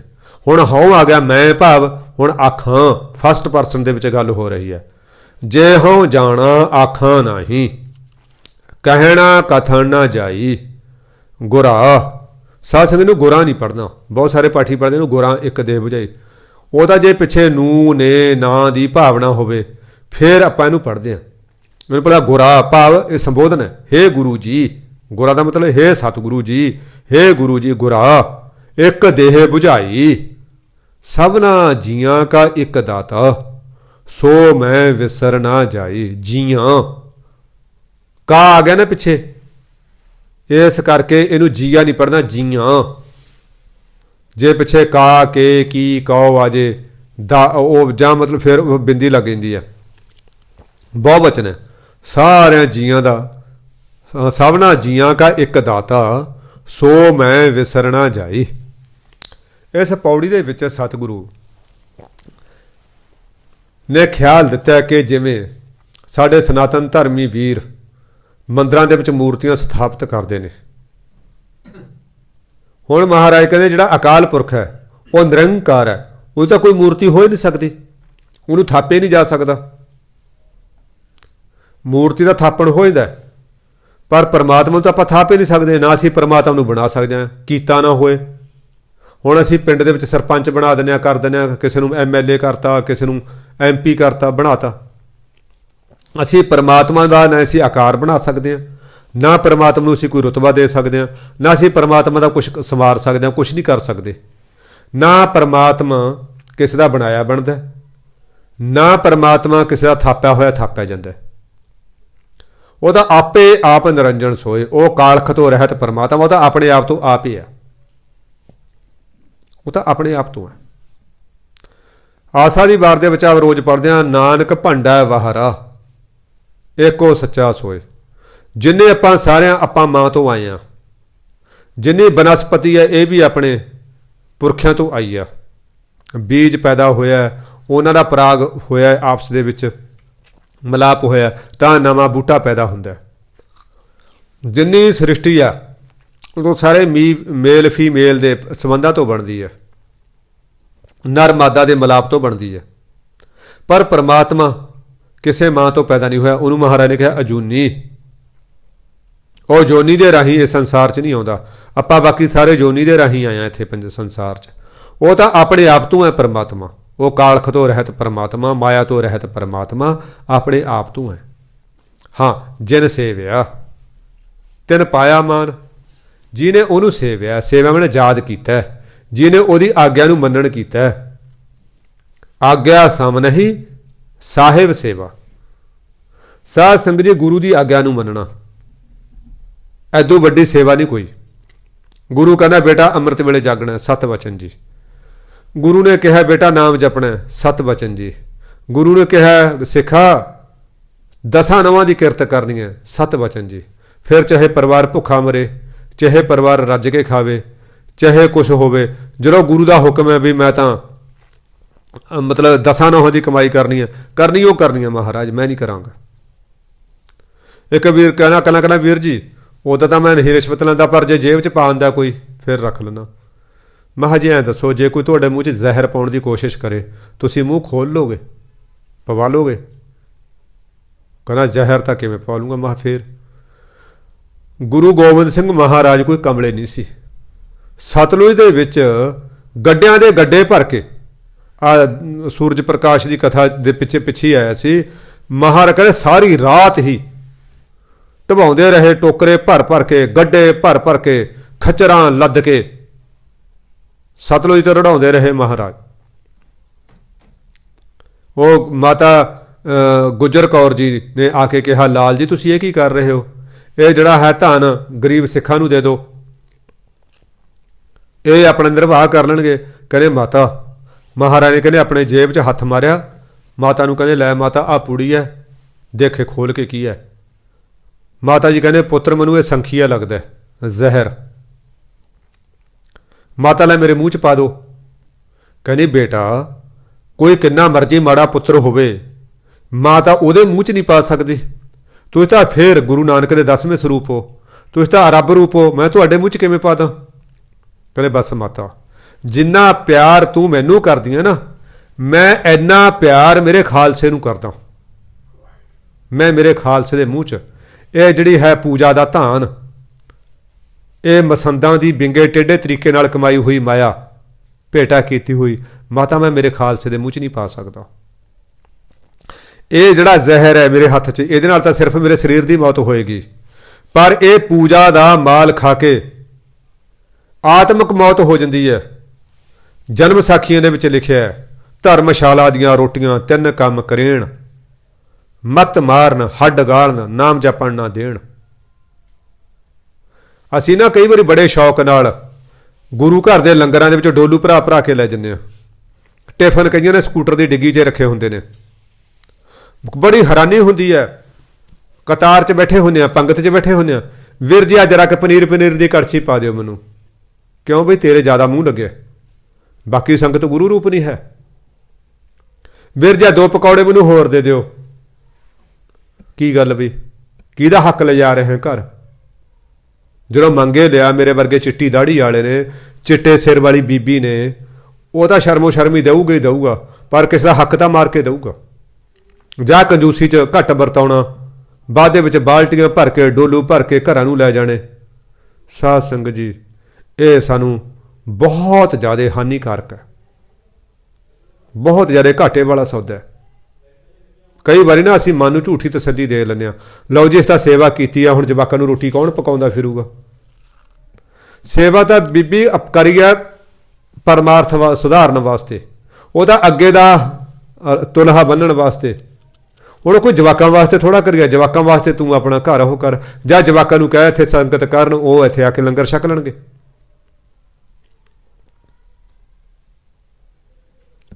ਚਲੋ ਖੈਰ, ਜਿਵੇਂ ਜਿਵੇਂ ਪਰਮਾਤਮਾ ਮੱਤ ਦਿੰਦਾ।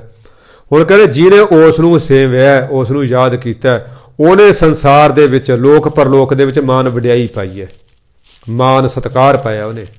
ਨਾਨਕ ਗਾਵੀਆ ਗੁਣੀ ਨਿਧਾਨ ਹੈ। ਨਾਨਕ ਇਸ ਕਰਕੇ ਉਹ ਗੁਣਾਂ ਦੇ ਖਜ਼ਾਨੇ ਪਰਮਾਤਮਾ ਨੂੰ ਗਾਉਣਾ ਚਾਹੀਦਾ, ਆਲਸ ਨਹੀਂ ਕਰਨੀ ਚਾਹੀਦੀ ਉਹਨੂੰ ਗਾਉਣ ਤੋਂ। ਗਾਉਣ ਦਾ ਮਤਲਬ ਇਹ ਨਹੀਂ ਕਿ ਜੀ ਅਸੀਂ ਸਾਜ਼ਾਂ ਨਾਲ ਗਾਉਣਾ, ਭਾਵ ਉਸ ਦਾ ਨਾਮ ਜਪਣਾ, ਉਹਦੇ ਹੁਕਮ ਦੇ ਵਿੱਚ ਰਹਿਣਾ।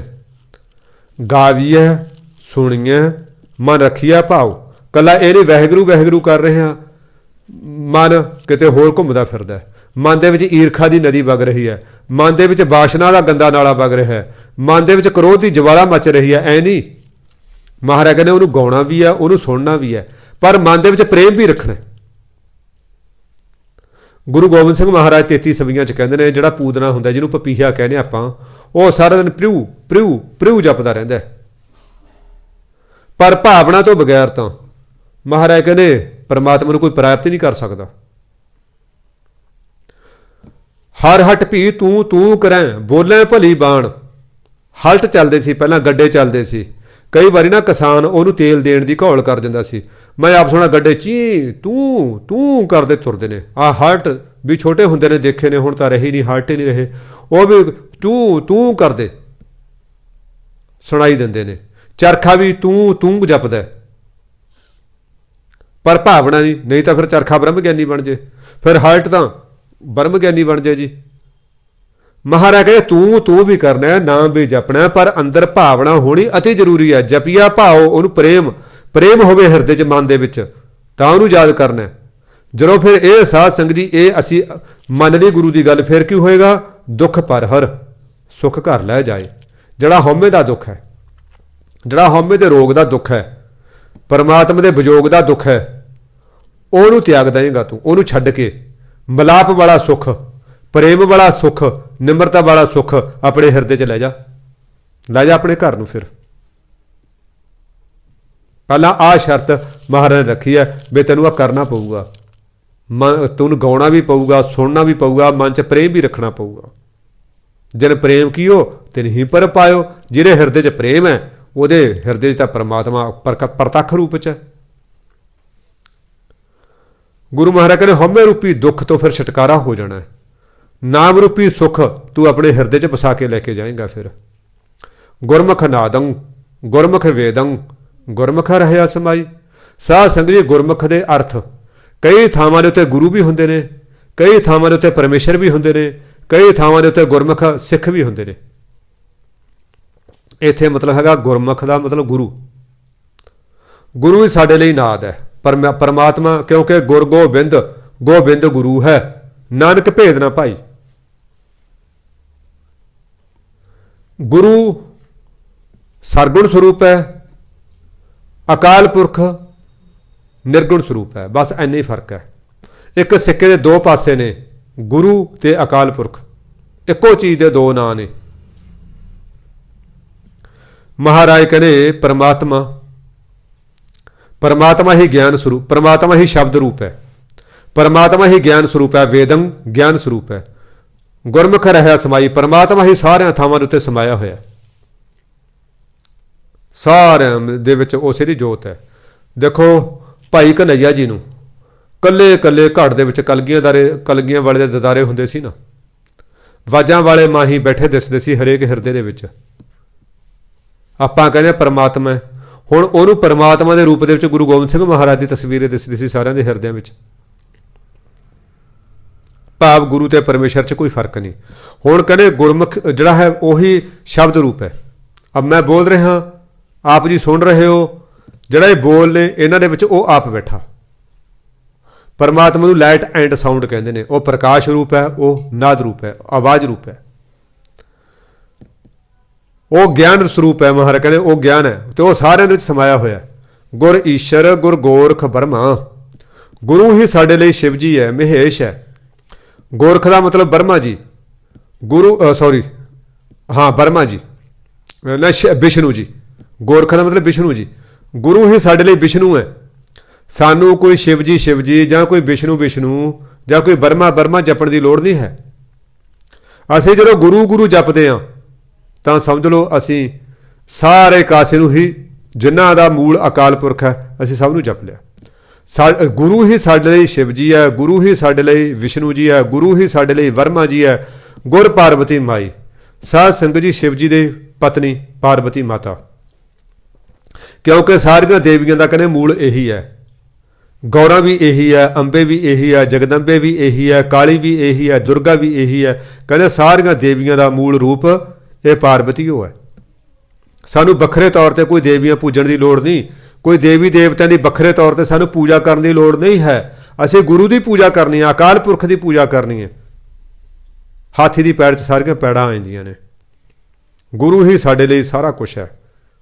ਜੇ ਹੋ ਜਾਣਾ ਆਖਾਂ ਨਹੀਂ, ਕਹਿਣਾ ਕਥਨ ਨਾ ਜਾਈ।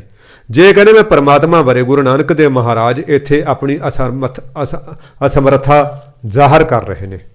ਇਹ ਨਹੀਂ ਕਿ ਉਹ ਕਹਿਣ ਦੇ ਸਮਰੱਥ ਨਹੀਂ ਸੀ, ਨਹੀਂ, ਕਹਿਣ ਦੇ ਸਮਰੱਥ ਸੀ। ਉਹ ਸਾਡੇ ਵੱਲੋਂ ਹੋ ਕੇ ਕਹਿ ਰਹੇ ਨੇ। ਕਹਿੰਦੇ ਜੇ ਮੈਂ ਜਾਣਦਾ ਹੋਵਾਂ ਪਰਮਾਤਮਾ ਬਾਰੇ, ਕਹਿੰਦੇ ਮੈਂ ਫਿਰ ਵੀ ਆਖਾਂ ਨਹੀਂ, ਮੈਂ ਕਹਿ ਨਹੀਂ ਸਕਦਾ, ਕਿਉਂਕਿ ਕਹਿਣਾ ਕਥਨ ਨਾ ਜੀ, ਉਹਦੇ ਬਾਰੇ ਕਹੇ ਹੀ ਨਹੀਂ ਜਾ ਸਕਦਾ। ਸਾਧ ਸੰਗਤ ਜੀ ਕਿਹਾ ਜਾਏਗਾ ਭਾਸ਼ਾ ਦੇ ਰਾਹੀਂ, ਕਿਹਾ ਜਾਏਗਾ ਬੋਲੀ ਦੇ ਰਾਹੀਂ। ਬੋਲੀ ਦੀ ਇੱਕ ਸੀਮਾ ਹੁੰਦੀ ਹੈ, ਬੋਲੀ ਦੀ ਇੱਕ ਮਜਬੂਰੀ ਹੁੰਦੀ ਹੈ।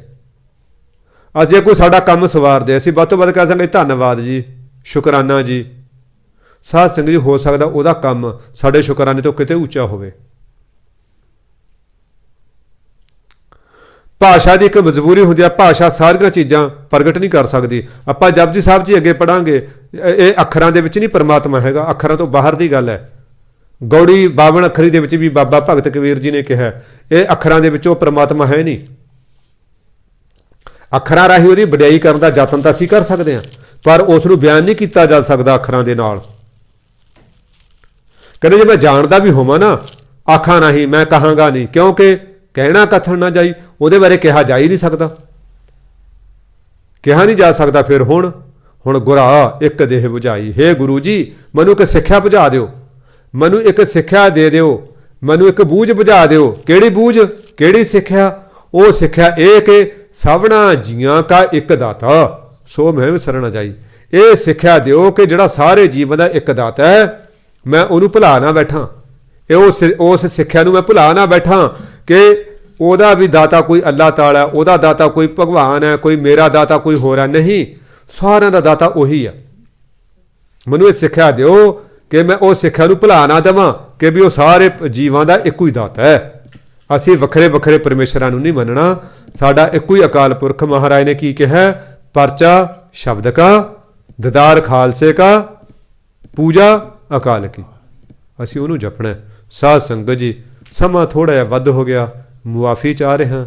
ਮਹਾਰਾਜ ਦੀ ਪਵਿੱਤਰ ਪਾਵਨ ਬਾਣੀ, ਅਤੀ ਪ੍ਰੌੜ ਬਾਣੀ, ਅਤੀ ਡੂੰਘੀ ਗੰਭੀਰ ਬਾਣੀ ਦੀ ਕਥਾ ਵਾਰਤਾ ਕਰਦਿਆਂ, ਸ਼ਬਦ ਵਿਚਾਰਾਂ ਕਰਦਿਆਂ ਬੇਅੰਤ ਕਿਸਮ ਦੀਆਂ ਭੁੱਲਾਂ ਚੁੱਕਾਂ ਗਲਤੀਆਂ ਤਰੁੱਟੀਆਂ ਹੋ ਗਈਆਂ ਹੋਣਗੀਆਂ। ਖਿਮਾ ਦਾ ਜਾਚਕ ਹਾਂ। ਅੱਗੇ ਵਾਸਤੇ ਅਸੀਸ ਦੇਣੀ ਹੈ। ਉੱਚੀ ਆਤਮਿਕ ਅਵਸਥਾ ਹੋਵੇ, ਬਾਣੀ ਦਾ ਬੋਧ ਹੋਵੇ, ਤਾਂ ਕਿ ਆਪ ਸੰਗਤਾਂ ਦੇ ਨਾਲ ਬਾਣੀ ਦੀ ਵਿਚਾਰ ਦੀ ਸਾਂਝ ਪਾਈ ਜਾ ਸਕੇ। ਵਾਹਿਗੁਰੂ ਜੀ ਕਾ ਖਾਲਸਾ, ਵਾਹਿਗੁਰੂ ਜੀ ਕੀ ਫਤਿਹ।